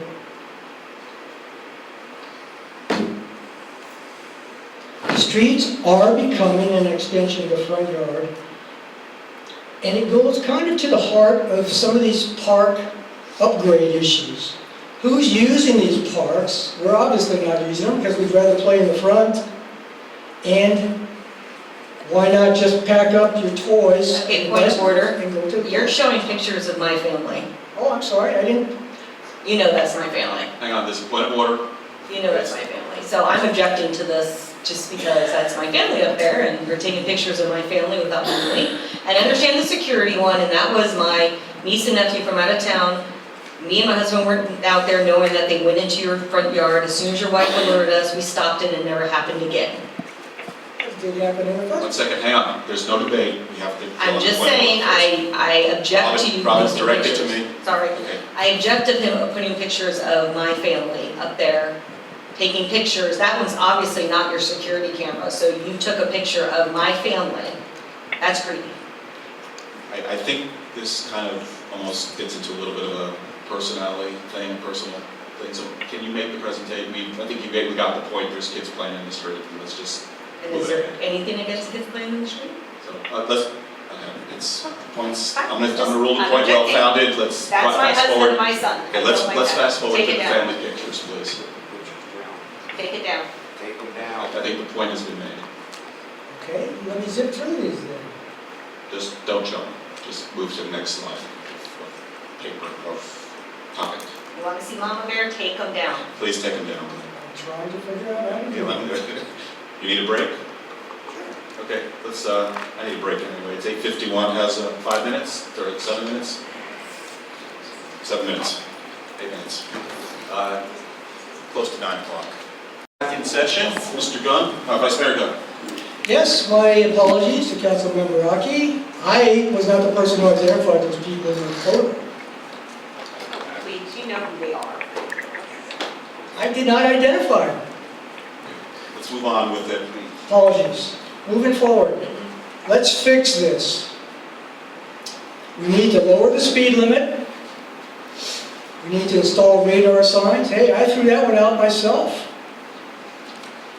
We need to install speed bumps and speed tables. That was another recommendation that was thrown out because we've done it in other parts of the town.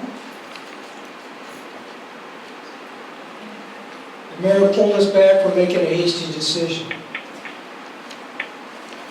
Why did he do that? Because we were already looking at traffic calming strategies for Bel Air Beach based on facts based on sound business decisions rather than just perceptions or a quick reaction. Getting smart on the subject, that's what we're going through right now. We're looking for best practices. No need here to reinvent the wheel. There are standards in the industry, the county, and our neighboring municipalities all have standards. A realistic evaluation method that balances safety, cost benefits, resident acceptance, and advantages, disadvantages, and unforeseen ramifications.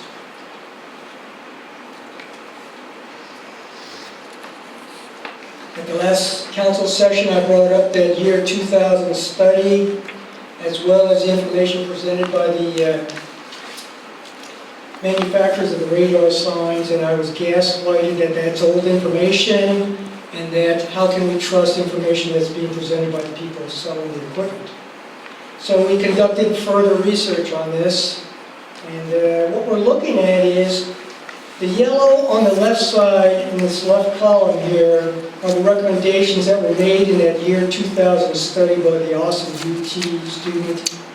And across the top, what you see are the different places we've also taken a look at. What you see is Pinellas County, you see Hillsborough, you see Pasco County, you see the city, the town of Bel Air, and you also see Largo, as well as a study and a draft that was presented to the town of Bel Air. The column on the right here are some of the proposed issues that we need to address in our Bel Air Beach traffic calming protocol. And these are recommendations that were taken from the UT Austin and also reflect the information and protocols within the other cities.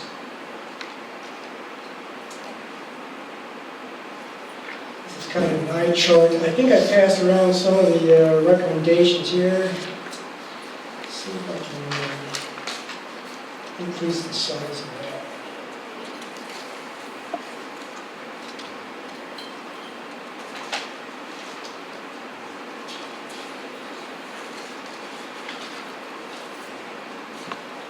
The recommendations requiring a petition of at least 60 to 75% of the residents confirming a desire for the traffic calming devices. Proposal for the city of Bel Air Beach would be 60%. Verifying that a legitimate problem exists, not a perceived problem. Conducting an investigation to quantify the severity and whether it qualifies for traffic calming measures. Objective standards used to evaluate the need for traffic calming devices. Yes, the 85th percentile methodology.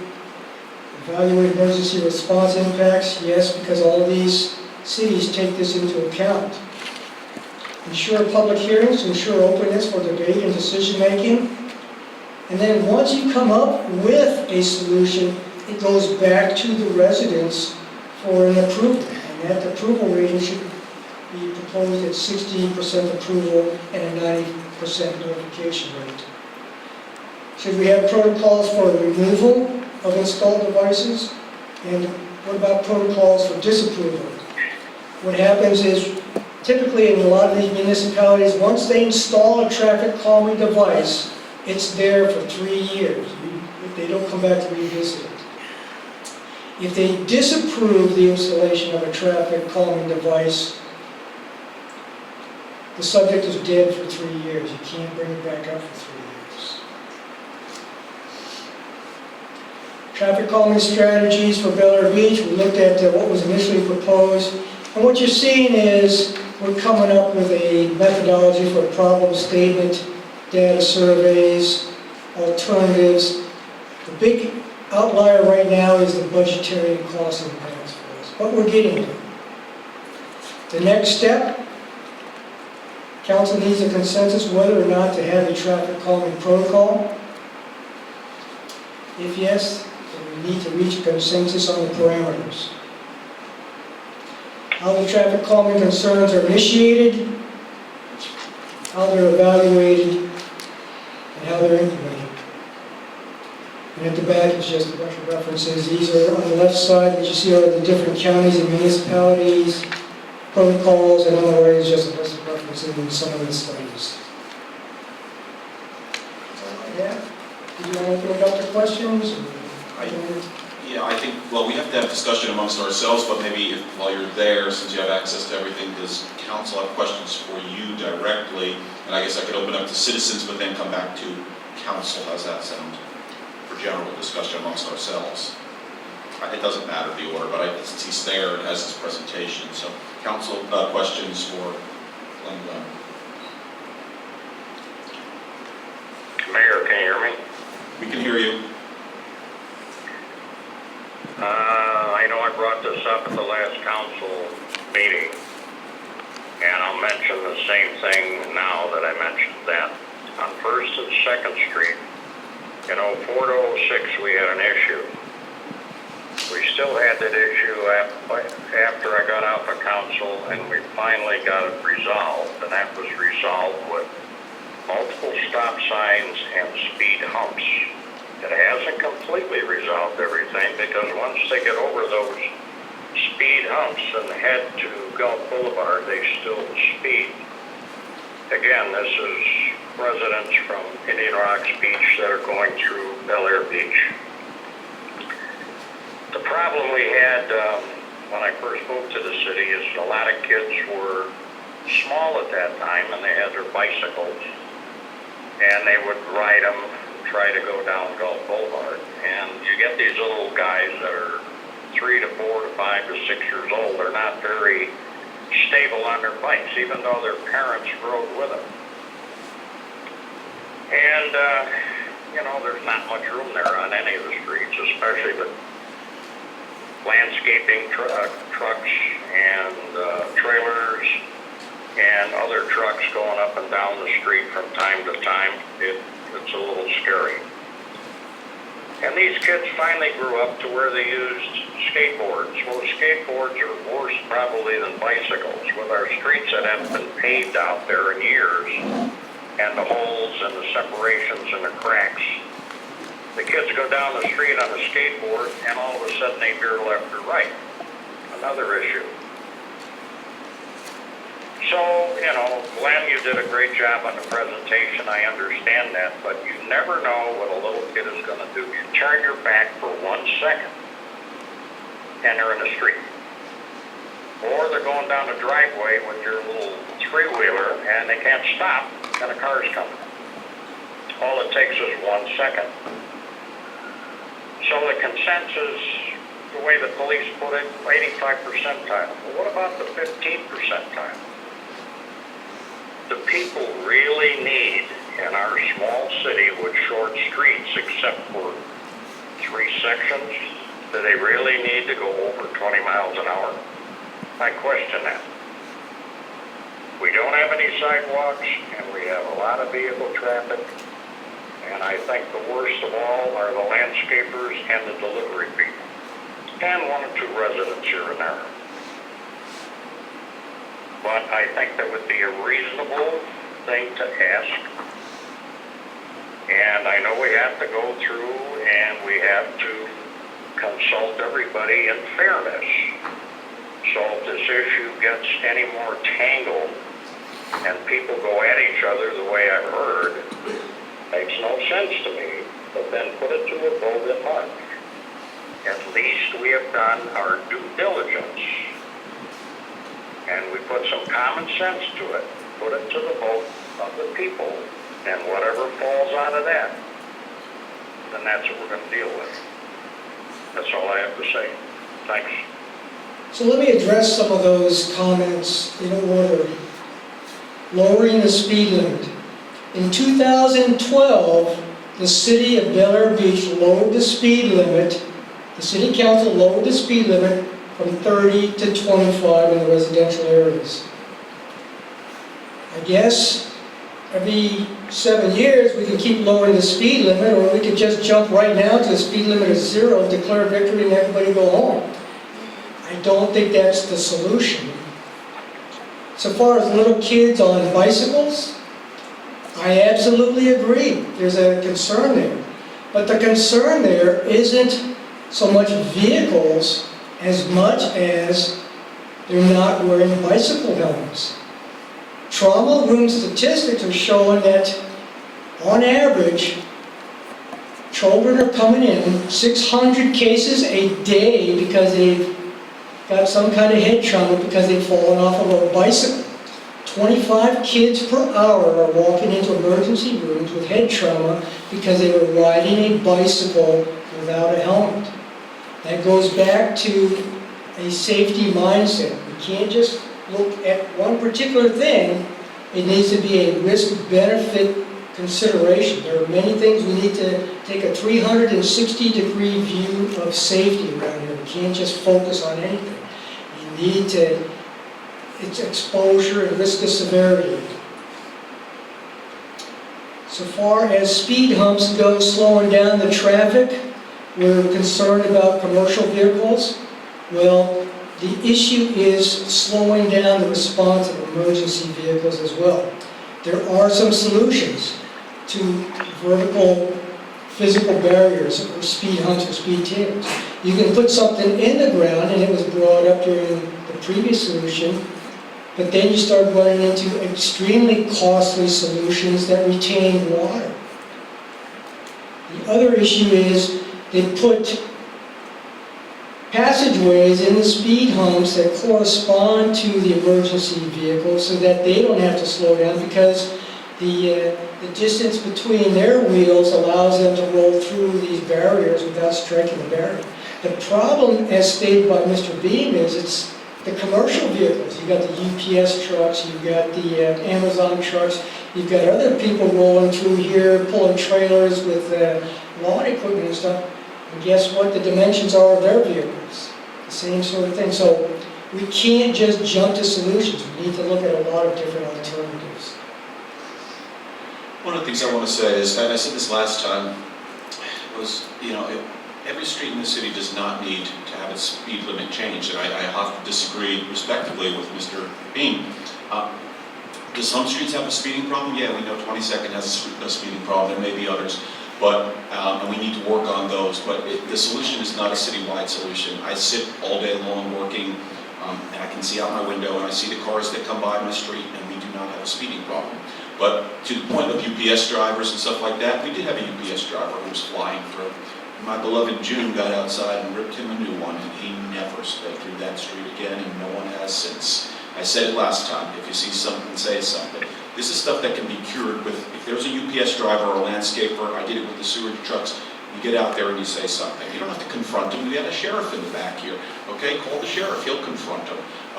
Just do something to do that, because if we're going to change every speed, as I recall, I think its speed limit is 25 unless otherwise posted in residential areas. Because we are going, and Lynn, I'm going to ask you this question, we're going to have to put speed limit signs on every street in multiple locations. I don't even know what the bill of that's going to be.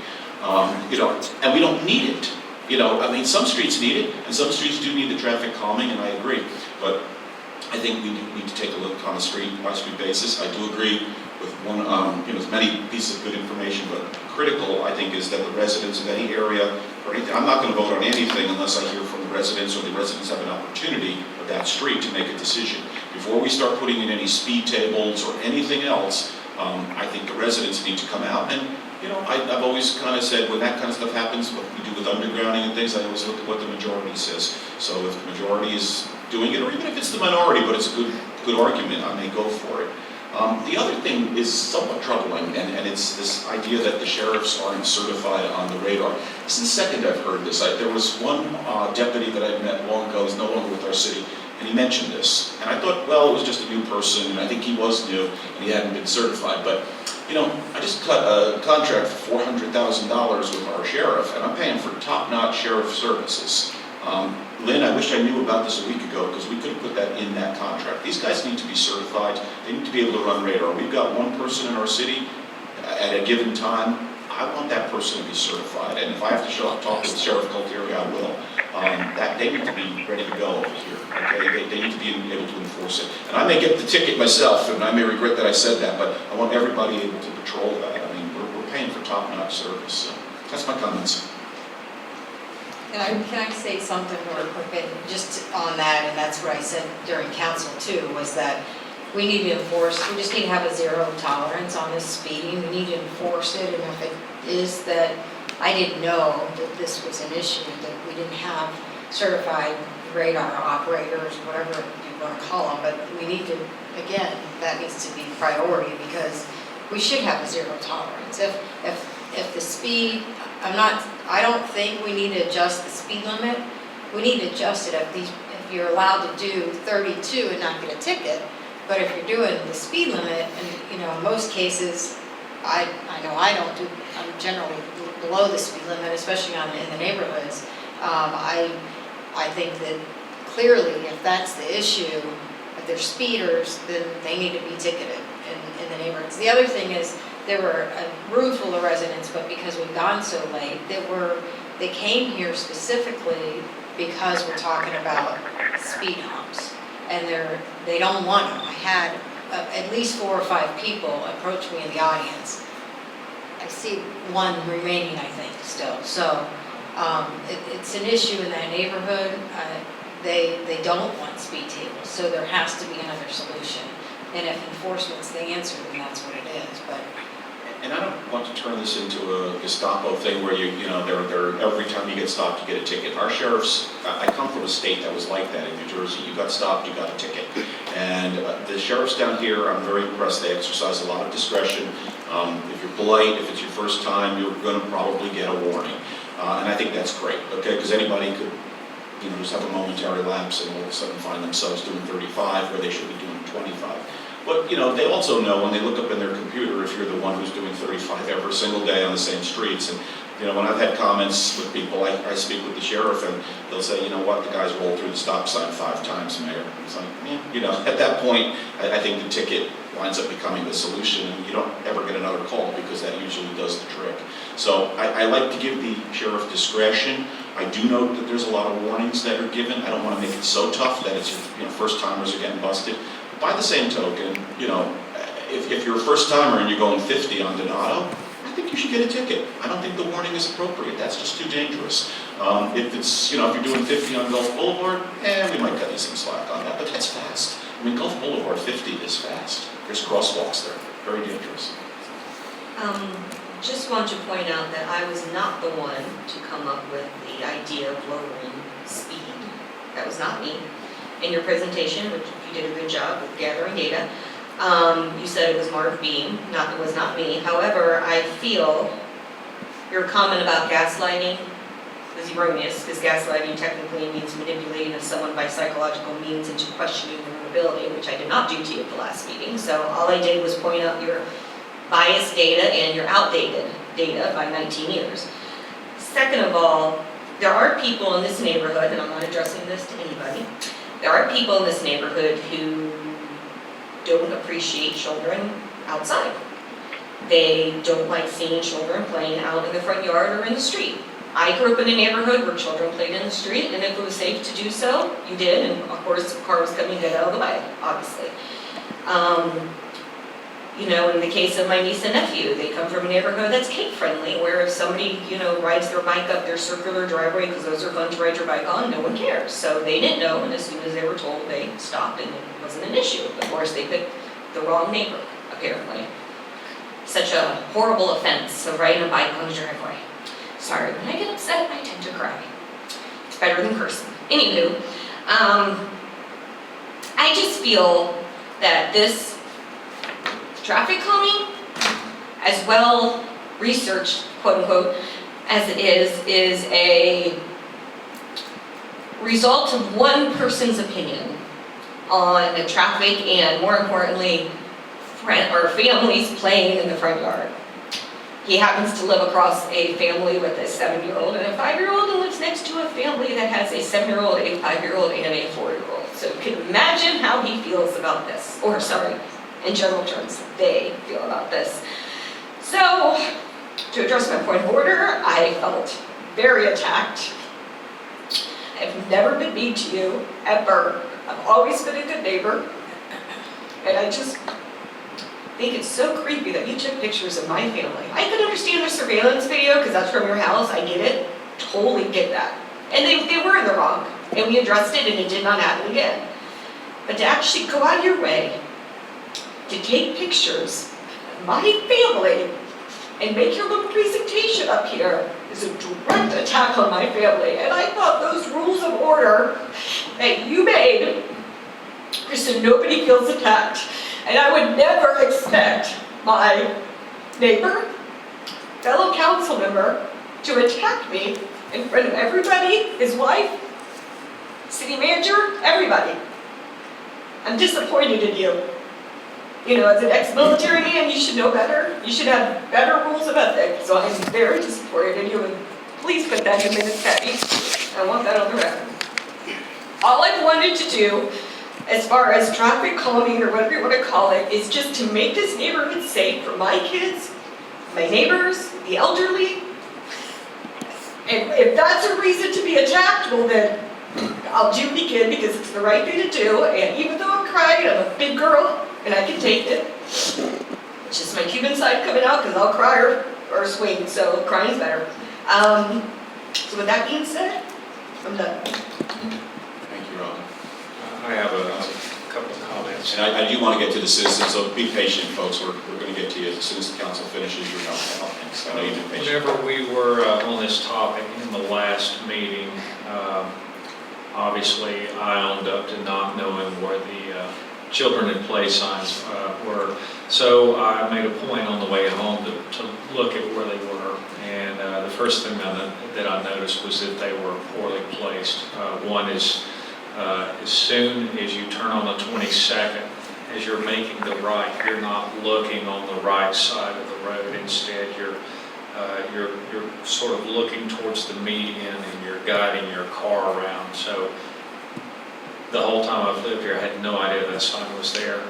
The second sign coming into the neighborhood is, it might as well be over the water. It is literally on the far side of the bridge, way off to the right. Again, there's a lot of distractions all this time. I had no idea that sign was there. That being said, I spoke with two of your neighbors about what would be an acceptable solution. Basically, whenever I explained to them that the neighborhood would never go for speed tables or speed humps, they agreed. They said they'd like to have them, but they know that their kids aren't always going to be young and they don't want anything permanently in place.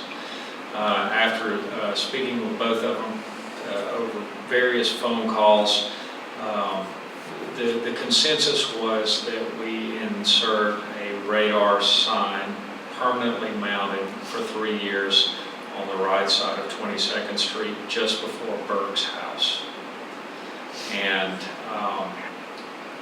that's basically the only thing they felt like that was progress and that was a good thing. And I don't know how you feel about it, but they both seem to be happy with that idea. For the people that don't want any traffic control in that neighborhood, it will have no impact on their cars. They don't have to slow down for speed humps. But as everyone here knows, as you're going down the Bel Air Beach Bridge, or Bel Air Causeway Bridge, you see that sign and the last thing you want to do is be doing 31. And so I think that if nothing else, that alerts people, hey, there's kids. And the reason why I say that is on top of doing the radar sign, we take one of those worthless children at play signs and we literally stick it on the same post. And it may not be the ultimate solution for this problem, but we have, again, right there at 22nd and Donato, we have a unique situation where we actually have several families with children all the same ages, and they're all growing up together, and they're the best friends, and they're going to continue playing. And eventually they're not going to be watched by their parents. They're going to be old enough to get on the skateboards, like Marv said, bicycles and everything else. And I think it would be a disservice to those families to not have a better warning system. Just alerting people, hey, there are kids playing right here, right in this area. Please be a little more cautious. And that's my 2 cents. And at the last meeting, I agreed with Glenn Gunn saying that, yes, I think that's a great starting point. Let's get the signs, one on 22nd, one in Donato, and take it from there and see how it goes. So I was willing to compromise. Others weren't. Dave, one question. Did you speak with the residents regarding that placement of that sign? What was their feeling? I actually spoke with Burke, and there were a couple of options. The first one was he thought I was proposing that we take one of those temporary carts and put it in his front yard. And then whenever I explained, no, it wouldn't be like that. What I suggested is that we went to between his house and the house on the beach side that's generally empty all the time. I don't think it's ever occupied. It's the pink house. And put a post right on the property line. And therefore, it's right there as you're approaching where his kids play and where the kids are crossing the street. The other alternative is that we already have some sort of a sign, a street sign. I can't remember what's on that sign. Just past the second Children at Play sign. It's sticking out there. Do you remember what that sign is? No, not off the top of my head. We already have a sign on the street between some properties that comes before that, if it's not convenient and it doesn't work. But even that is relatively close to the entrance to where the children would be playing. And I explained to Bert that if we did something like that, you would have to agree to a minimum of 3 years on the sign. He's okay with that? And he was. I mean, that was going to be my question, is I think we would have to have a minimum. I think last time, Glenn's data, it wasn't that expensive for one of these signs, right? $200? No, No? no, That more wrong? like, How much? 1,000. Couple thousand? yeah, I think we're trying to get some prices together, and the lowest one I've seen so far was almost $2,500. I'm going to get to the citizen comments, just give me a second. We have to finish council first. I thought that his presentation was 250. That's what I thought. That's what it was. That's what I thought it said. Unless your data was wrong. No, the data is on the back page there, and it was on that radar sign handout, and if I think you look at the back page, there's some pricing data. That's what I thought. Yeah, and it was more than the price we got locally. Oh, so what he presented us, it was different than the local price. Yeah, it was higher. Okay. And it's all dependent on whether you go with the solar option, whether it captures data. I mean, kind of gave you a range, I think, maybe it was 25 to 5,000. And there's a range of options there. And my thoughts on that, I know it's an initial cost. Number one, obviously, we want to protect the children, but this is not going to be the first time this ever happens. But we see what's going on. The kids are eventually going to get older. They're not going to need the sign for the rest of our existence. Once we're finished with that sign, can it be placed somewhere else because it would be a solar? Yeah, as long as, the batteries, we may have to replace them or something like that. I would assume you could.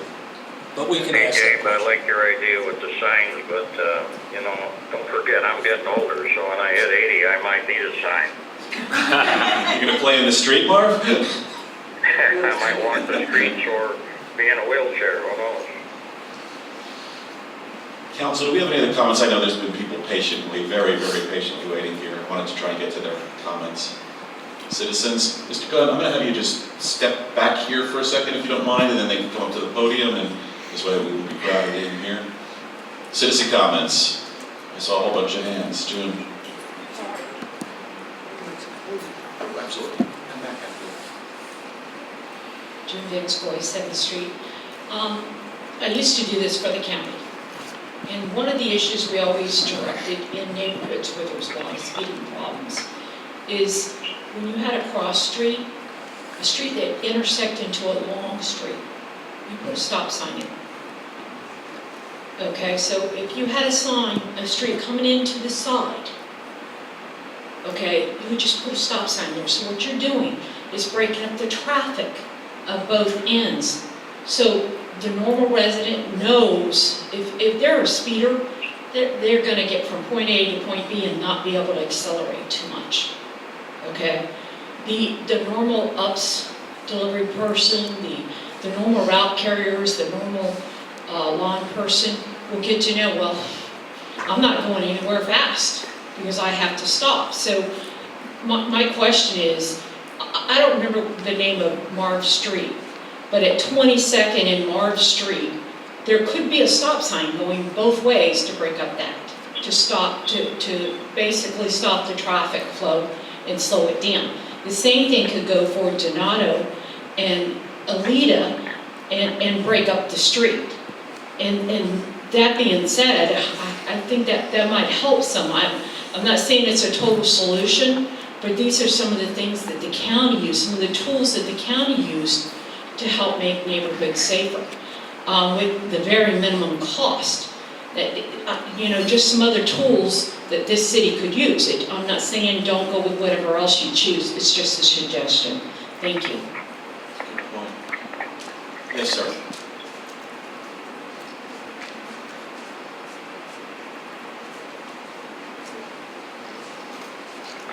Ron Scannick, Donato Drive. Appreciate everybody's time in putting up all this tonight. Vice Mayor Gunn, thanks for the detail. I think the street says it all right here as far as the speed and what we've had tested. I've been blessed to raise two boys on Donato for 20 years. I'm out there in the street playing ball with them when we need to. You stare down the drivers that are going too fast and they stop. And it's proper parenting from my perspective. I think that the way it is today, if we do anything as a city, we do what we did with the underground utility. Survey the residents. If the residents want something, then the residents will vote for what they want. But there's no reason to make a decision at council without a survey of the residents. And so I'm open for any comments, but I think we have a lot of data, a lot of smart people, as we talked about tonight, in the community, and so I think let them make a decision. Very good, thank you. Yes. She's first, and then you're next, Mr. Hanzik.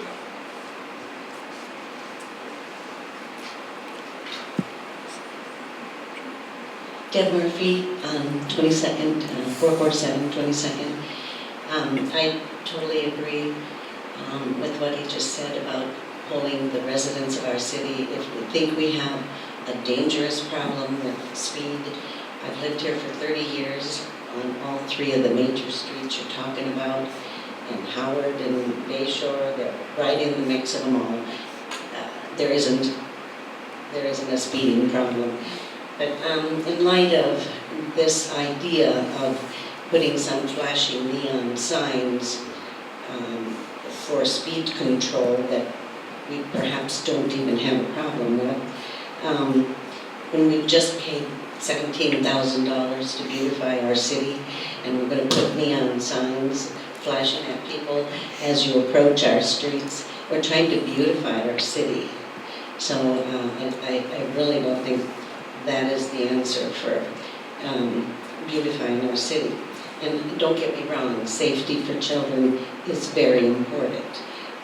But there are many other ways we could go about it that doesn't cost money and that the whole city is involved. We can't piecemeal. Why are the people on Howard any less important, their safety, as Donato or any other street, Bayshore? The whole city needs to be looked at better, not just piecemeal. And stop sign would be a real inexpensive way to get an immediate change on that corner if it's so dangerous. But flashing neon signs, I think it's ridiculous. Thank you. Mr. Hanzik?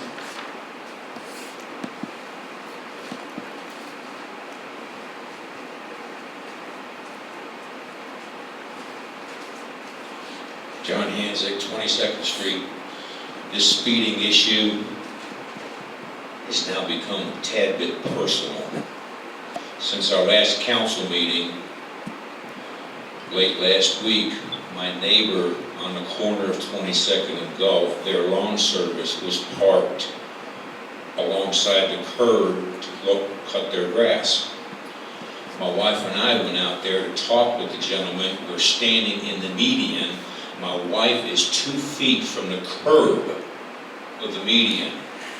A black Escalade Cadillac comes down the street, comes up onto the median so that they wouldn't mess up their right mirror. That was a little bit too much, and come within inches of hitting her. Unfortunately, I didn't have a pin in my pocket, or I wasn't close enough. I'd have put my fist through his damn window. So don't tell me there's not a speeding problem. I've brought this up almost religiously for 4 years. Now, I've got some recommendations that might not cost a whole lot of money. Number one, modify the agreement with the sheriff immediately, that deputies going forward are certified. I've known this to be a problem for 4 years because I've talked to almost every deputy that does the house checks. I have 2 residents on either side of me, next door and across the street, who are snowbirds. I've talked with all those deputies. I've even told them my frustrations. They say we can't do anything about it, we're not certified. I've been to the sheriff's office down at his main building and made a complaint, never heard anything. I've done it more than once. And you all heard about my threats about air-powered tennis ball guns and paint guns. I won't do it, but I'm fixing to get mighty flustered now. Another recommendation. I understand that when the deputy makes a stop, they run the license, the registration, they look at any history. Maybe, again, this isn't going to cost us any money. You're not completely taking away their latitude, if you will. Lower the threshold from 7 to something in between. Maybe that will get the attention. Somebody talked about, Miss June talked about the speed or the stop signs. Well, Bayshore and 22nd is a 4-way intersection. It's a 4-way stop. So, you know. You want to mind him continuing? Please continue. Okay. So that's 2 temporary fixes that gives you time to work further on a solution and try to get the word out to the citizens to see what's what. And yes, for those that don't know, I am prior military, and I am a see something, say something person. And I don't, and I'll say this one more time, I don't arbitrarily sit out there to try to zing people so I can get up here and get 3 minutes of time. I'm worried about safety too. You got kids and folks that walk up and down the street. You got a gentleman with a push walker that lives over the bridge who walks all the way down the Gulf Boulevard, bless his heart, and walks all the way back. I don't want to see anybody hit by a vehicle, period. Child, adult, senior citizen, nobody. I've seen too much of it in the military. It's ugly. Thank you. Thank you, Mr. Hanson. 1 second. Mr. Reeves, you and I are overdue for speaking with Captain Liner, and I don't need council's permission for this. I'm going to tell you right up front what I'm going to do. He's going to put on certified deputies, or he's going to transfer them out. This is a privilege to be in this city. Every deputy I talk to loves it here. It's a great job, it's a great gig, and the least that we could do is demand that they be certified, okay? It's not hard, I don't think it's a long course. They're not going to Harvard for a master's degree. It's a quick course they have to take to keep that certification. I will make that demand on behalf of this council if you tell me it's okay, but either way, as a citizen, I'm going to make that demand because I've heard this problem, and this is a very easy fix. at least a temporary fix. These guys have to be able to run radar. And if they I'll pick me up, speak that's to- fine, but they gotta get. I'll speak to Captain Liner. Please let them know. And I would like to know who the deputies are that we have here on our patrol, and I want to know who is certified and who is not certified, and if so, when they're going to get certified. We're paying a lot of money to the sheriff, and I like the sheriff, they do a great job, but they need to give us 100%. That's 95%. And it may be that the question is the gun certified, because they do have radar. They have in to their be car. calibrated, and Yeah. if they're not, then the Yeah, ticket so won't hold up. We'll clarify that. You will, next time we see him. We have to see him anyway pretty soon, so. I think next month. I think it's going to be next month. I'm not back. No, I mean, we had one in June, so it would be September. It is. Citizen, yes. I know there was a hand. There you go, yes.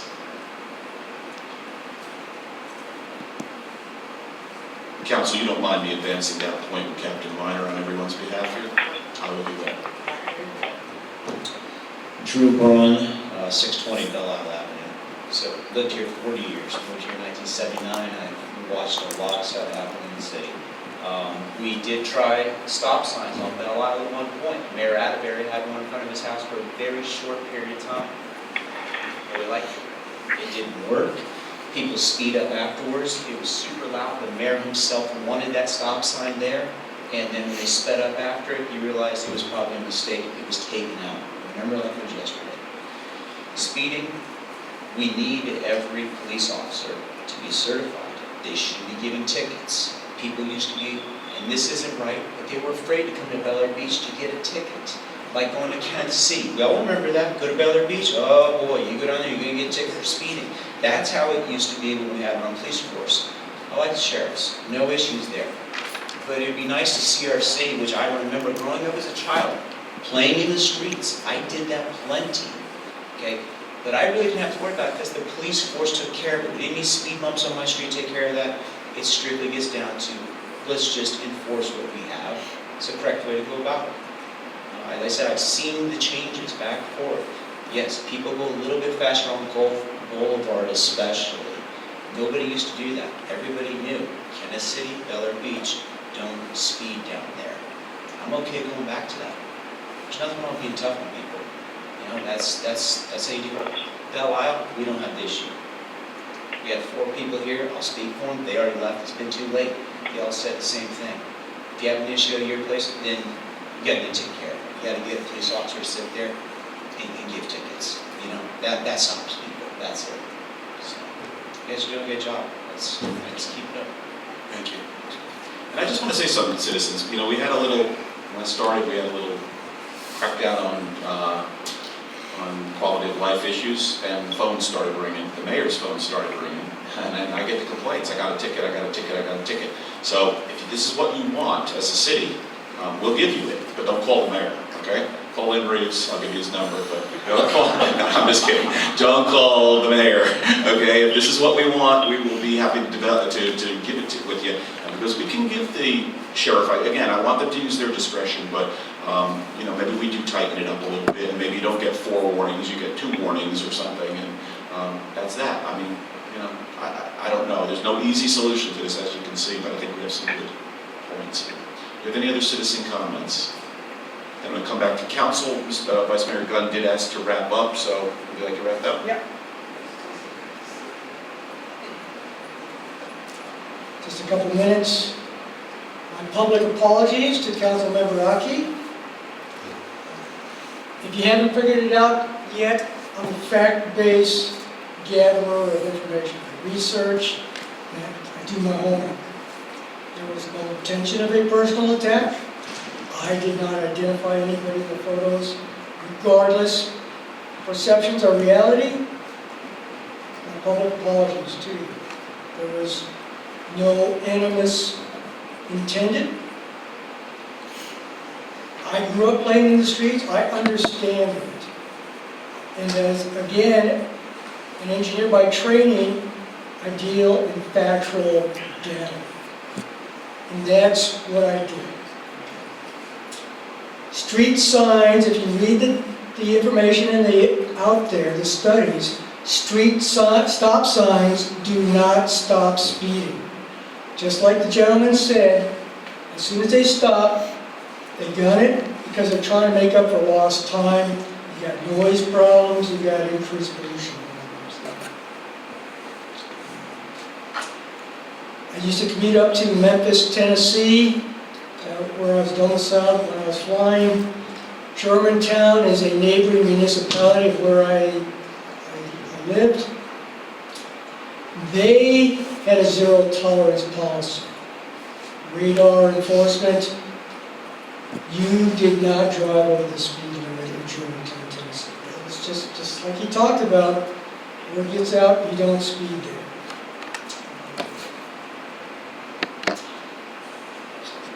What does the data say? Again, science and engineer based. Keep talking about anecdotal information. We have a speeding problem. It's not what the data shows. We're trying to present some information. We're trying to say we need to make smart business sense decisions here. We talk strategic plan, we talk about capital programs, just like this. Do you or do you not want a protocol that addresses this? Or do we want to just keep jumping to knee-jerk reactions? Hey, quick reaction, that's all I'm saying. I guess the next question is, do we want a protocol, and are we going to set parameters and boundaries? Thank you very much. Thank you, Vice Mayor. We're finished with the citizen comments at this point. Any other council comments? I guess my comment is where do we go from here? Because, you know, we've been debating this now quite a while, so. Yes? Maybe just another sign issue idea.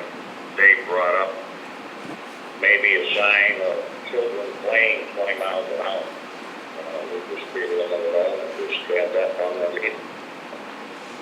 If that may be a caution plus lower the speed limit when kids are on the street. I don't know what's going to work, just another idea. For anybody who didn't hear that, he was saying a children playing sign that maybe, I don't know if you were talking about a lighted sign or a regular sign that just 20 miles per hour. I think that's what he was saying. We can't make a decision tonight. That's not what the purpose of a work session is. I mean, anyone can bring a motion or a resolution to the floor of our next council meeting. I know people are passionate about this. I do think, I think one of the takeaways here is that the citizens do have to be involved. So if it's going to be doing anything that permanently alters the street or anything, I think we do have to get the citizens to come out and publicize this well. If I'm not going to do something, you know, with no one knowing what we do, and all of a sudden somebody gets something, you know, we have to wind up ripping it out. I think we heard some good points. You know, stop signs are good, but then the acceleration problem causes stuff. I mean, there's, for everything there's a counter, and for every issue for every solution there seems to be a little bit of a problem. You know, you block 22nd too much and they'll go down 21st. It's just going to be another issue. So it's not an easy solution. Lynn, I assume we have no resources available to us in terms of anyone from, I know these are all private roads here. Is there anyone through any of our affiliations that are, you know, again, we have some good minds here. Can I suggest something? You worked with Libby Rodriguez on the underground, and she does traffic studies for me.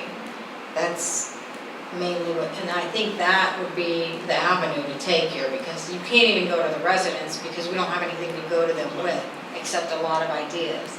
So hire a professional engineer to take a look at it and have her tell us what the problems areas are, and let's just focus on that neighborhood right now, because that seems to be the hot button today. You know, there may be another neighborhood that kicks up and has questions or wants something done, but maybe engage Libby. We found she's very inexpensive. She's very reasonably priced, and at least she could present us some solutions that we could then go to residents with, because the problem is now we have no real solutions. We're all grasping at straws with no, it's not our area of expertise. Can you investigate that? Yeah, I can talk with we use it for the underground. She knows the name of it already. Any other council comments on this? We're going to move to item 4, general business. A couple of items on general business. one of which is this very thing here. The other night, we had 3 motions that came before council to which I objected for consideration of the question. I thought one was completely out of order, but the other 2 were absolutely good questions. But we just debated them for an hour and a half, and I think Jody Shirley said, well, what do we do now? And I looked at her and I said, we can't do anything. My objection wasn't so much that we get a debate out there, but that we can't solve anything when we just have a discussion item on our agenda. So what I wanted to ask this council, I don't want to be the bad guy saying objection to consideration of question. I don't want to keep doing that. But a discussion with no point, with no question, with no substantive issue cannot be resolved by our council. So we're just having talk radio discussion here. And I'm not saying that these things are not meritorious. They are. But I think they belong in work session first, hash out the detail, and then bring it into something that we can act upon. Robert's Rules of Order calls for debate in a body like this with a substantive question. A substantive question isn't, let's talk about the speeding, because I got my next item over here. I want to talk about our strategic planning and legislative priorities. That'll take about 4 hours, okay, if we want to really, truly knock at it, okay? I don't think that's the subject for that. I think that's something we do in a special work session over here. We have less people involved, it keeps the flow, and we at least come away with some type of consensus, usually. Usually we're pretty good at reaching a consensus, and then we go back on our next meeting, as we just did with some of the other items that we dealt with earlier on here. So, Finance Committee, for example. So that was my point. I will abide by whatever council says. I will not make those objections again. Of course, any of you could make the objections too, but I thought we had a lot of great ideas, but we got nothing done. And it took a lot of time. It took over an hour and a half, hour 45 minutes. And I'm just saying, I think that we can better spend our council times. We already have a 2-3 hour meeting. I just think we should limit them. So that's my point, and I'll defer to the rest of it. Well, I added discussions because I had looked at previous council agendas as well, and discussions were on there, and there was never an objection at that point. But now that we're going to live with that, I'm fine. I don't need it to put a discussion on the city council meeting. I'll put it on the public agendas for the work sessions. But I was just looking at old ones, and it was allowed then, so I'm just saying. And to them, and in that line of research, they didn't always do the things the right way. So it's that simple. I will not make the objection if people don't want it. So I'm going to go with whatever the consensus is tonight, and I'll abide by it. So if we have one vote that is not an issue, that's fine. Where does everybody else stand? I think it's a good idea for discussion or work session, that way we can get the voting items done at the council meetings, maybe limit the amount of time there. So we all control the agenda. Don't bring something for discussion, but bring a question. So if you bring a question, we can vote yea or nay for it. We need something that we can vote on. If we can't vote on it, let's talk radio, and we're not going to get anything done. With that said, I think sometimes there's a quick discussion item that's going to, we hope it's going to be quick, but it's just a piece of information almost. You can almost impart it that way without having it as a formal discussion, because we open it up to us, then we have to open it up to the audience, and then we come back to us, and an hour and a half later, then we say, what are we going to do, as Jody Shirley said, and I'm like, nothing, you can't do anything, there's no question. So, that's the upshot of it, and I think we just, to the citizens who don't know, the folks that are remaining in the room, they know because they're here all the time, but there's a lot of new faces that are coming to our meetings, they don't know what's going on, and they're looking at our body going, what are these folks doing over here? We really are trying to get stuff done, and this is the process of making sausage, and it's not pretty, okay? But, I think we can do that in our work sessions. I think these work sessions are great for that, so that's my position. The flip side of that is, this body meets twice a week. The only way we can talk is in a public forum, so we have to take advantage of any opportunity we have to raise discussion and talk about things. And if you want to start nailing it down to a motion with an action and a vote, then yeah, we can do that. But are we just getting too wrapped around the axle on Robert's Rules of Order? I'm just trying to keep the meetings going, because I'm hearing nothing but complaints from citizens, from reporters, from everyone else, like, they're going too long, and then to go an hour and a half and not get anything done, then we're not going to get anything done if it's called discussion. We might get some points out, but we're not going to get anything done. That being said, when we do have, to limit the amount of time we're here, like when we have a presenter, can we put a time limit on him? I've been doing that with anyone I invited. I've invited Even Captain us. Burt, and I said 10, 15 minutes, that's it. Yeah. But even us, because We like, can put a limit on our, the general limit is 10 minutes on Robert's Rules of Order, but we generally, if a person has a presentation, we let them go to a reasonable level. If somebody has a 4-hour presentation, I'm well, not I going mean, to go. just because we're here tonight, but like, his went very long. Yes. As far as the presentation, not just the discussion, the presentation. So maybe we could just say, hey, you got this amount of time to do your presentation, and then we can do discussion however long we need to, but limit the presentation so we're not. Our general rule is 10 minutes per council member on any discussion topic, but, if somebody's up there making points and stuff, I would never, I always ask if there's time for an extension, but I would never vote against the person who's making points. If the person's just up there rambling, then, no, we'll just cut it off. But it's, But maybe we can put it as a set whatever guideline. limits we want. Well, maybe we can put it as a guideline so that you get to the point quicker.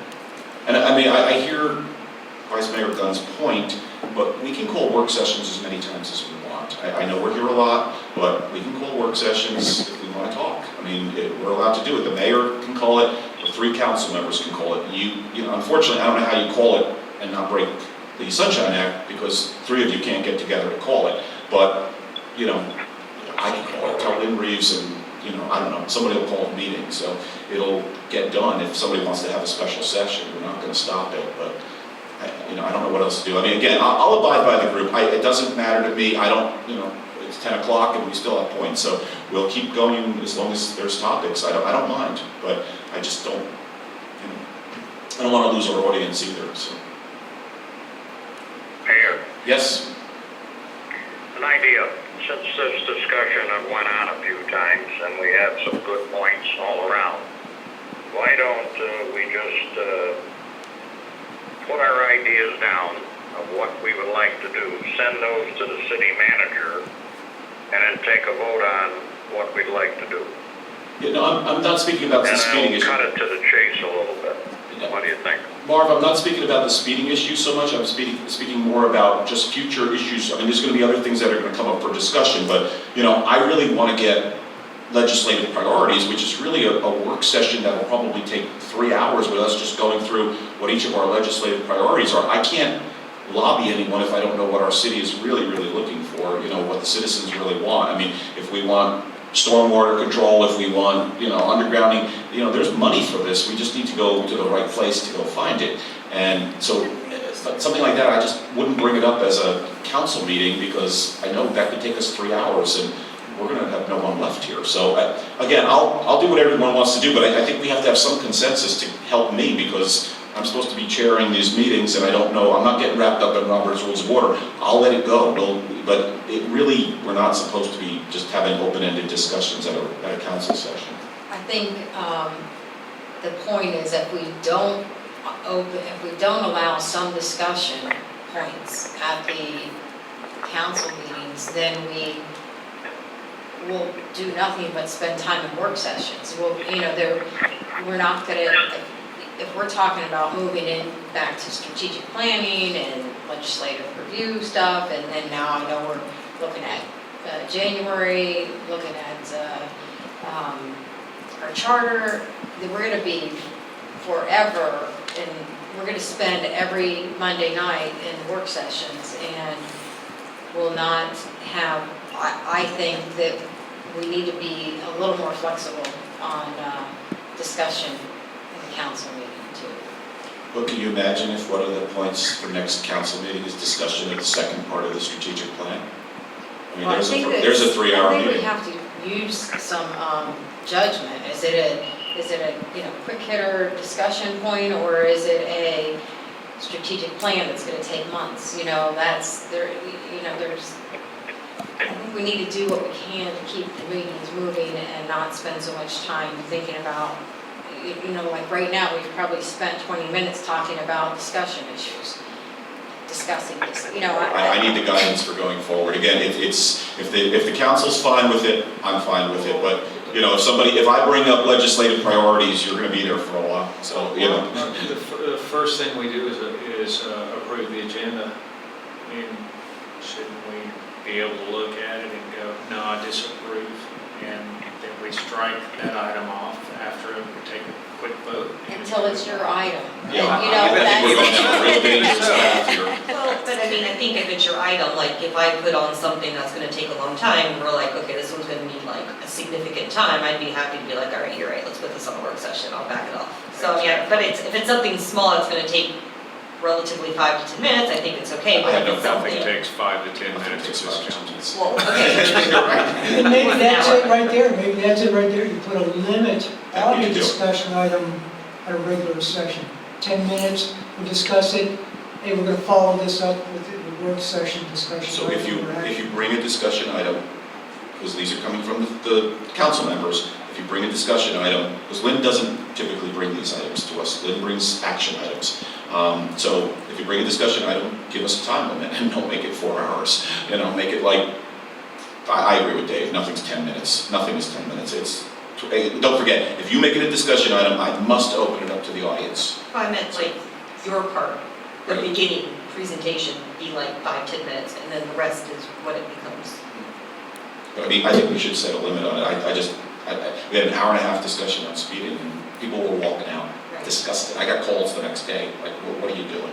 You know, and I'm like, I'm not doing anything, I tried to stop it. So, you know, but it's not that I don't want to hear about speeding, I do, but I just don't want to, you know, I knew we weren't going to get to anything, so. So what shall we do? So what I'm hearing is limit Limit it. the discussion amongst the council, and then we've got to open it up to citizens, you know, so I think by limiting our discussion, that's going to limit a lot of questions. And I think the obvious big topics should be discussed at a Yeah. council. I If mean, you want to do strategic plan too, right, please or bring that to charter, council. or budget, or, you know, all needs to be special. Okay, so if you bring it, you put a limit on it. How's that? We're not going to set a rigid one. My last thing was a real simple one. That is what I've been talking about for a while, this council strategic planning and priorities. We did it with Suncoast League of Cities. We spent about 3 hours in the morning. There was a group of mayors, unfortunately, a very small group of mayors. I was one of them that actually participated in the planning for next year. We need to do that same thing over here so that we know our strategic plan and what we're going to do. We have so many good ideas as a council here. There's so many ideas that have been given to us from the city members, but we need to figure out what we're going to do. There are 7 of us. We're to the max with our work. We have to pick and choose the most important things that are going to give us the biggest bang for the buck. I think we need to have that meeting sooner than later. I'm not asking for it during August, but I really think that we should have that meeting in September. I cannot represent you in Tallahassee if I don't know what this city's priorities are. I mean, I know generally what they are, but tell me what we're looking for. Tell us what we're going to do this year, and then I can go out and try and do this stuff. So I think we need one night, only that. It's a work session, casual, and just go through it. So I'd like to make it for September sometime, get this budget thing done, but maybe we can shoehorn it in sometime in September. Probably. With the budget and things, it'll kind of be up to you, but maybe we can do it I hate to say the last week, but That's okay. That may be the best. I mean, it's something that you start working on now. Don't wait for me to tell you, because here's what I'm going to tell you. What are your legislative priorities for this year, and what's the next part of the strategic plan? What do we want to do? I mean, I think, you know, anyone could add anything else they want on that, but where are we going? That's basically our question, because everybody brought ideas in from the campaign, from the prior experience on council here. Where are we going? And that's kind of a roadmap, and then we kind of stick with it if we can. That's all I had. Thank you. I have several things. Citizens' comments. In the council meeting last week, it went from the top of the agenda in June to the bottom in July. Vice Mayor Glenn Gunn, you requested or asked, when did that happen? Was it decided in a work session or what? I backed off on making a comment at that time because I missed a work session in June as well, and I thought, well, maybe it was decided then. But from all my research, it was never discussed by the city council to move it. I've had a number of requests from citizens to put it back on the top. So I think we should look at that, first off. Second of all, I too, Councilmember Dr. Aki, have been recently attacked. I was attacked with malicious false statements made, as well as in a public meeting of the Park and Rec meeting on August the 1st. I do not think that any member that represents this community in any shape or form should do that. Not only was I attacked in that meeting, and you guys can certainly request the August 1st audio of that meeting, but city manager was, to some degree, our city clerk. I think it's unacceptable behavior from any person, and it was during a public meeting to top it off. Small thing that, it's still been brought up to me by a number of people. They are requesting that it be a reminder put out to everyone that attends these meetings that during the Pledge of Allegiance, everyone remove their hats because out of respect for the flag and the building that we're in. Sorry? Okay, wait, let's, Yeah. I'll do city, I'll do comments afterward. There is a U.S. flag code on it, so, I've had requests from many people that had children that say they want their child to know what they're supposed to do, so I'm bringing up concerns from citizens. And also, just one more thing, I really do believe that as a council, we should send out another survey via mail this time instead of email, really digging into whether our community wants a public fall festival. I've always been for community events, always will be, but for us to open it up to the general public, a lot of people have concerns and issues. And I'm still looking for some data on that whole program. Who are the vendors, all of that. So I would like a, discussion at the next work session about that. So the Parks and Rec board has time to present their traffic plan, budget plan, where the setup is going to be, etc. I just think, maybe we need more details or data, as Vice Mayor Glenn would say. Just still in your words there for a moment. And that's the only things I had to ask for or mention. Okay, there's several pieces here. We have 5 pieces. I'm going to comment on citizens' comments because it wasn't brought up here. And it was 2 things that caused this thing to change. Number 1, there were multiple comments about exactly how we respond to citizens, because we're not, under Robert's Rules of Order, supposed to respond to citizens. And we had one beloved citizen give us the FU sign, supposedly doing sign language, which is a crock. She wasn't doing sign language, she was telling me to go F myself. I have the video. No one was talking. And she didn't make an appointment with Patty Gentry here to speak sign language, which is what our rules call for. It was unacceptable behavior. And there was a number of citizens who orchestrated little shows during the Paul Marino fiasco to disrupt these council meetings. And that all happened in the beginning. So I'd ask that we move this stuff to the back. And it makes a lot of sense. That's the way the county does it. And you put all of your comments, your general comments, towards the end of the evening. And this way, right after the citizen comments go, the town attorney speaks, the city manager speaks, and all of us speak. So if we choose to address any of those comments, we can do it then. We don't have this awkward thing where people drop stuff on us and then we can't go anywhere.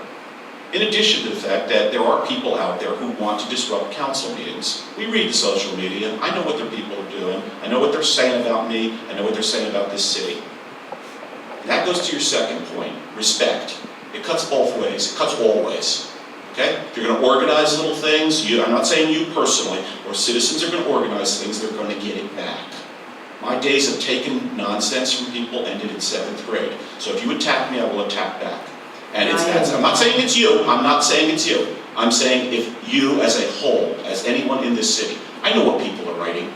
I have a lot I could write about people. So believe me, I think attacks are inappropriate, but I don't need people putting stuff out that they don't even know me. People don't even know who I am and they make their comments. I'm speaking now. I have the floor. Okay? A reminder, I can't read my writing. Pledge of Allegiance. What was it? Reminder and Pledge of Allegiance? For the members to use their hats. Okay, if that's the regulation, and Mr. Hanzig, I know is dying to speak, we'll check up on that. If that is officially the regulation, then they will be given a reminder. As regards to a survey, this council has, Mr. Hanzig, I'll get to you, okay? We have to go through council comments and then to the city, to the citizens. As for this little, all of a sudden uprising about the festival, we all voted 7-0, you being one of them, to do this fall festival. It's going to happen. I don't care what the citizens say at this point. You will be the laughing stock of the island and this state if you stop at this point in time. So we're going to do the fall festival. 53% or 54% of the people surveyed from Lynn Reeves' survey said that that was the #1 activity they want. Some people here said they were going to unify the city. Well, this is the opportunity to unify it, although there's a small group of people that are using it to tear the city apart.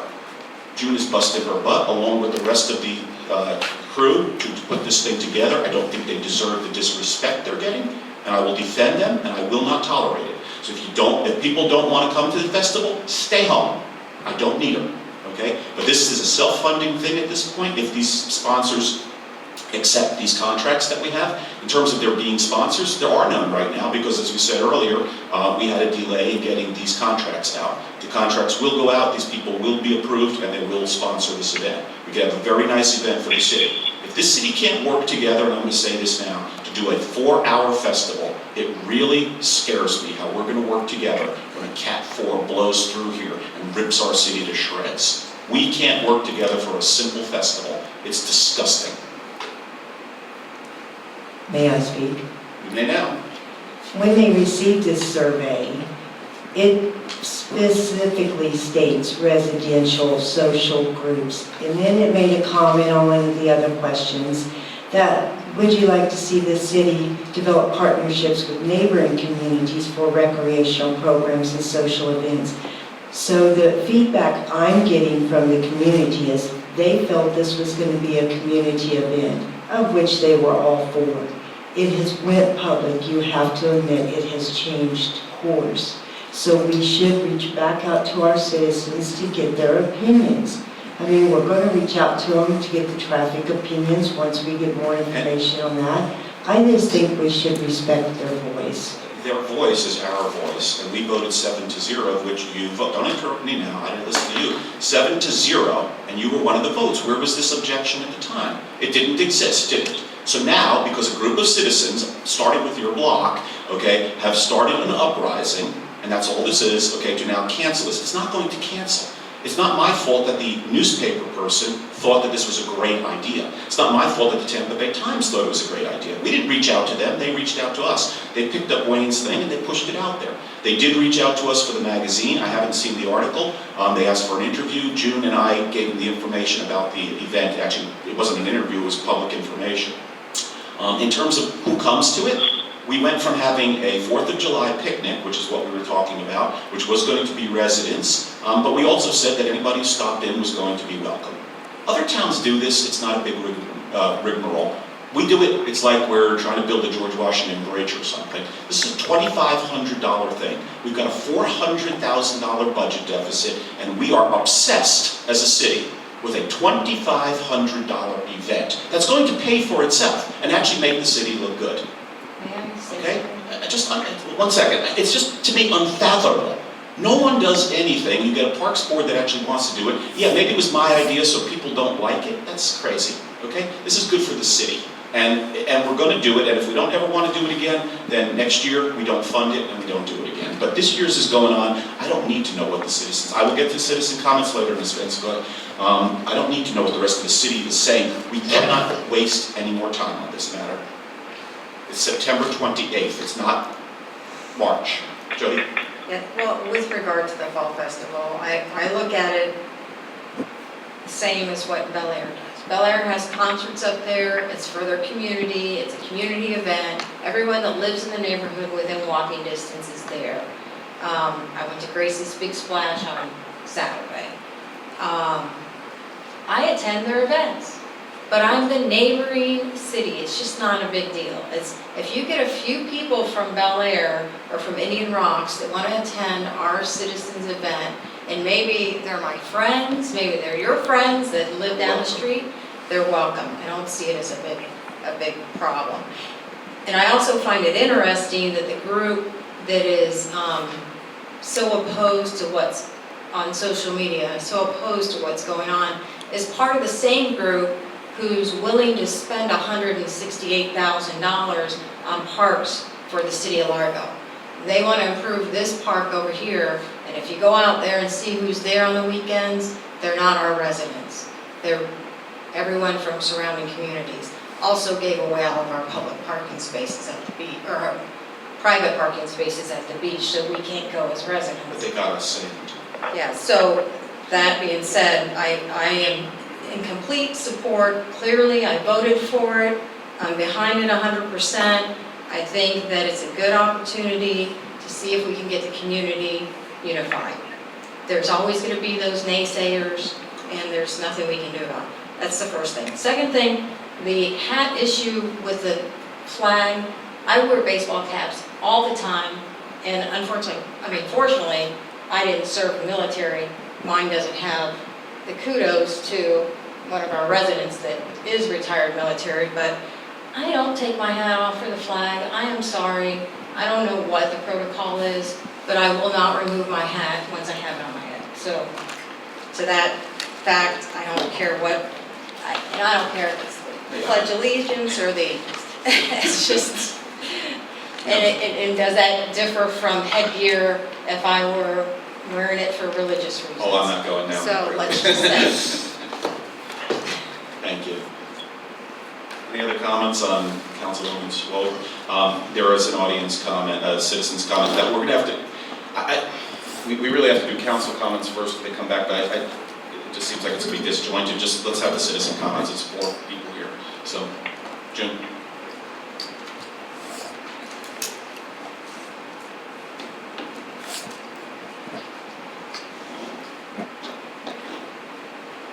Jim Fitzroy, 8th Street, representing the Park Rec Board for the city of Bel Air Beach. First of all, this survey was put out before all of my board but one person was on the board, in all fairness. Second of all, we were handed it by the city manager, okay? And at the top, clearly it says, "Dear City of Bel Air Beach residents, would you please take a moment to provide valuable input to your City Council Parks and Recreation Advisory Board and staff by participating in this city survey. Thank you for your participation, Lynn Reeves, City Manager." Then we go down, we go on to the next page. And clearly, on the page, as Councilwoman Swope said, first, I'm sorry, let me go back a little bit. It says, would you like to see more social events for residents? 57.2% said yes. 57.2%. Then, it says, the Park and Recreation Advisory Board would like your feedback on types of events the city should develop. Please choose the top 3 events which you would be interested in. 53.1% city festival / picnic. 53.1%. So that being said, that was the first thing we went for. Then, go to the following page, as Councilwoman Swope has pointed out. Do you feel the city should develop partnerships with neighboring communities to recreational programs and special events? I reached out to multiple cities in reference to this event. I have multiple emails from city clerks, park recreation people, okay, about developing this event. So that was accomplished. Then you have, would you be interested in sponsoring a citywide event? This city here complains. They want events, but they don't want to sponsor it. It says, no. They don't want to sponsor it themselves. 84.0%. So, that being said, how are we to achieve that goal when the city personally has no money to make it happen? The city has asked us to do it. We follow the rules and we reach out to neighboring communities to make it happen. And it was never kept in the dark. It was always brought in the light that we were reaching out to outside sponsorships to make it happen. Anybody have any objection to finishing? I object. One objection, anybody else?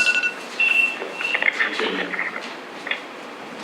So my point being is, where this went from trying to use this event to heal this city from so much hostility has got to creating so much hostility is beyond me, okay? And it is, I do agree with the mayor on this, okay? We don't always agree about everything, and he'll tell you that, okay? But I do agree with him on this, all right? We have to start healing this city. And if we aren't working together on something as a fall festival, I'm hearing complaints, there's complaints on the internet about hosting Christmas party here for children. In the city hall, a holiday party for children. We would have Santa here and maybe decorate a cookie. And there's feedback from the citizens having a problem with that. I don't understand. That, you know, a car show where cars just sit and park the car and guys sit their chair out and they show their car. I don't understand here what's going on. I think this, and like I have continuously said, this is a non-political board. And I think people are trying to make it political. And I don't understand why. This is all about community. This park board is not taking issues on this person versus that person, okay? We've consistently put out facts about this event. We've never, ever disclosed and kept out of the light about trying to get sponsorships from outside the city to pay for this. In fact, I made it perfectly known from day one to my board members and at this council meeting, this very council meeting, that if we didn't have money for something, we eliminated it. We eliminated it. So, and they were all on board with that. So that's all I have to say. Thank you. Thank you. Vice Mayor? There are undercurrents in all this. I don't understand. The time for debate is past. We voted. The vote was 7-0. It's time that we all support the decision. Let's move forward with this thing. This stuff with social media, and this is a policy that we probably need to discuss at a future time, because some of the stuff we're seeing in social media has the fingerprints of various entities that I've worked with on the council, and I really meant to be able to make this comment when we had ex-council members and ex-mayors sitting in the audience. And that is that a lot of good people have stepped up to these boards and committees, are working hard to do stuff. We made a decision, let's support them now. And I'm really disappointed because people who sat in these seats know how there's a mismatch in perceptions, there's a mismatch in expectations, there's a mismatch in communications with the residents and the audience. So they should understand that there's always going to be some churn and friction in this stuff.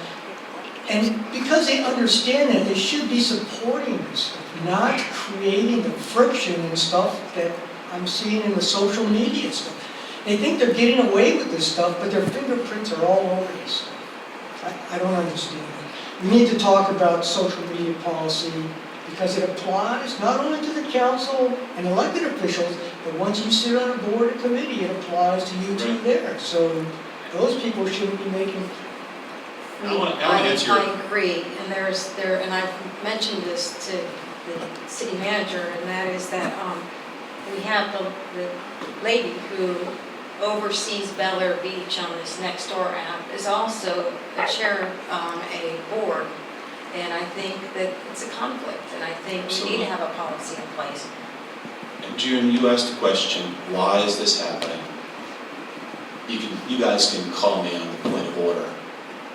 If this was some other mayor that made this challenge to the city, they'd build a statute to her, but they're not, because I made this challenge, and it's working. And it's going to be a good event. You guys are doing a tremendous job, and June, don't lose heart. I see how much work you do on this 24 hours a day. She woke me up one day at 3 in the morning and she wanted to talk about the event. Now, all these people who are on social media, ask what they're doing for the city. Not one damn thing.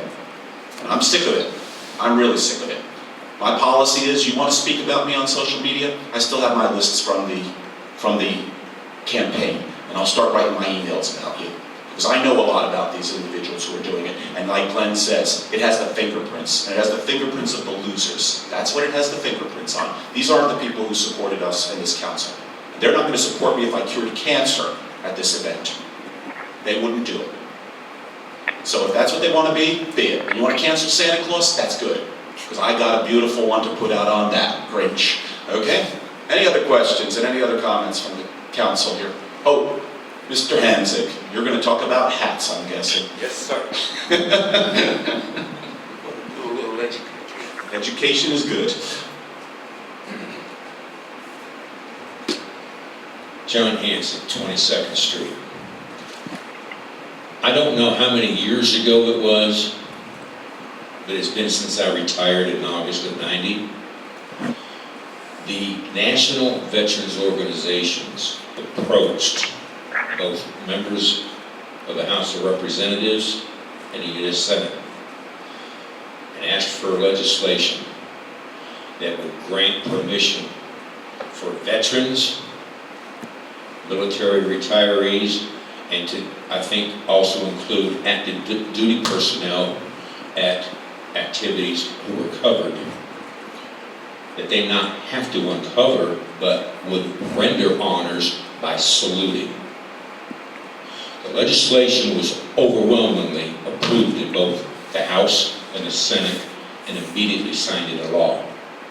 I have the right to either uncover and put the hat over my heart, or I have the right to salute the flag I have so graciously and honorably served for 24 years.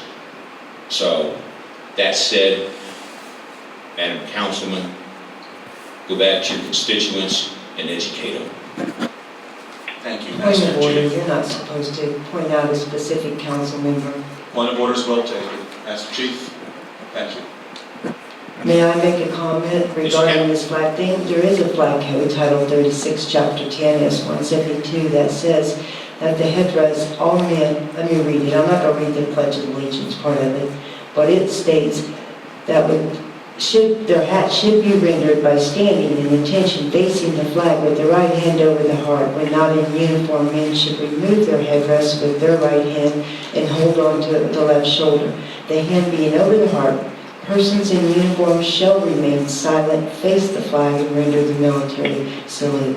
I too have a family members, many of them with military history that served in the Korean War as well as many other. So I am one of the people that really think respecting our flag is huge. And it was brought up to me by a number of our citizens that live here that have children mainly, because they wanted them to see us having respect for this flag. So I'm just bringing up citizens' comments and concerns. Thank you for that, and Master Chief Hanzig has cited direct law here that permits him to keep that hat on. I'm not turning this one over to the city attorney, and nor am I getting involved with people who keep a hat on for religious reasons or anything else, because you're allowed to do that. So this is a topic that I'm not going to make an announcement on. If the council wants me to make an announcement on, you know how to make a motion or a resolution, and we'll see where it goes. I'll be happy to abide by the rules of council, but I am not going to tell someone who has the legal right that he can wear that hat, and certainly I'm not going to interfere with religion. So it's a non-starter. No, we're finished with the citizen comments on this one. Any other council comments? I think we've went through just about everyone. I just have one other point. It's just a quick question for everyone. Mr. Reeves, when is our next council meeting? Not the September one. Do we have one before that? We're going to have a special session? No. I've got a dilemma. Help me out here. 9/11, we're doing this thing with the members of the military, the fire department, the police. We have to present them on behalf of the city with a proclamation. I need to have a proclamation approved before that meeting without calling everybody in to do that. How do I do this? You should just give that, you should give that proclamation to Patty, and, typically a proclamation is read at the council meeting and signed by the mayor. I mean, it's not... But it's the first thing of the night, so we want to present it at that point. We will not have done any legislation at that point. So, I mean... You're still calling the meeting to order. I'm calling the meeting to order, but presenting them that proclamation that Can I sign it in advance? Is anybody going to vote against the 9/11 proclamation here? Okay. I think you can sign it. I'm gonna The sign it. proclamation is not, I don't know, it's not binding, and I don't think there's We're just no- simply saying respect the day. The president already respects that day. I think he calls it Volunteers Day, or what is it? Patriot Day, that's it, right. And so he's declared that. We're just going to say, we do that, we support it, and we support, the idea behind it is 3 members, one from each branch of that lost had significant loss that day, will accept the proclamation on behalf of their brothers and sisters in those respective areas. Fire, police, we have a fire person coming, we have fire honor guard, we have a military person. Mr. Hansen himself is going to be our military person in full uniform, my friend. He will be there. And we also have a police officer. I don't know if we have the honor guard or not. And I think the only difference is we do have the Pledge of Allegiance, but I think the honor guard said they wanted to have the national anthem that night, or they have music. So is America the Beautiful or something like that? They're going to have a patriotic thing. That's it. It's going to be quick, 10 minutes or less. Yeah, the fire district is. They're going to come and do it. So I think we thought it would just be something because unfortunately a lot of people have forgotten. I wouldn't say in our city, but around the world and country they have. So that's what that's all about. So I'm going to go along with that proclamation. And if you vote it down, talk to the newspaper on that one and justify it. Yeah, and that's at our meeting on the 4th. The 4th, right? But that's when they're going to do it. So yeah, because we don't have one on the 11th. Okay, that's it. I don't have anything else. Is there any other topics of business here? If citizen comments are finished at this point, because there's no. I've got one thing. Go ahead. As a military retiree, I'm going to look up that 2008 legislation. Because I understand retirees were given the right to salute, but I'm not quite sure the specifics around that. So I'm going to do something. Ms. Vanscoy, do you have a quick question or? Just there was an event that we didn't have the flag flying in half-staff. Yeah, a point, just a point. Memorial Day, that flag is to be flown at half-staff up until 12 noon, and ours was not. I didn't want to make a big issue out of it then, we do it in private session here, but ours was flying at full staff. I went out and looked, Bel Air Bluffs was at half-staff, and that's what it's supposed to be. So if we could just next Memorial Day take care of that, because that shows the remembrance for all the people that were lost. I'll put it up if you show me how to do it, if I'm here, I don't care. We'll just give it to the sheriff's office. Sheriff does it? I'm sure that's. Yeah, he didn't do it here. He did it across there, but he didn't do it here. So I got pictures. Anyhow, do we have any other business? This has been a long one, folks. Thank you very much. Listen, I think everybody likes this city and really is working hard for the city, so I value the input. I guess we quote Rodney King, can we all get along here? It's just, we got to do a little bit better job. As I told Lynn, and I told Wayne Ayers, if this is the way we behave for a festival, I can't wait till Cap 4 comes through and blows apart our city. We're never going to get through it if we can't get along. So this is the beginning. Hopefully it will be good. But we'll watch social media and see how we do. We have a motion to adjourn? So moved. Second. All in favor? Aye. Have a good night.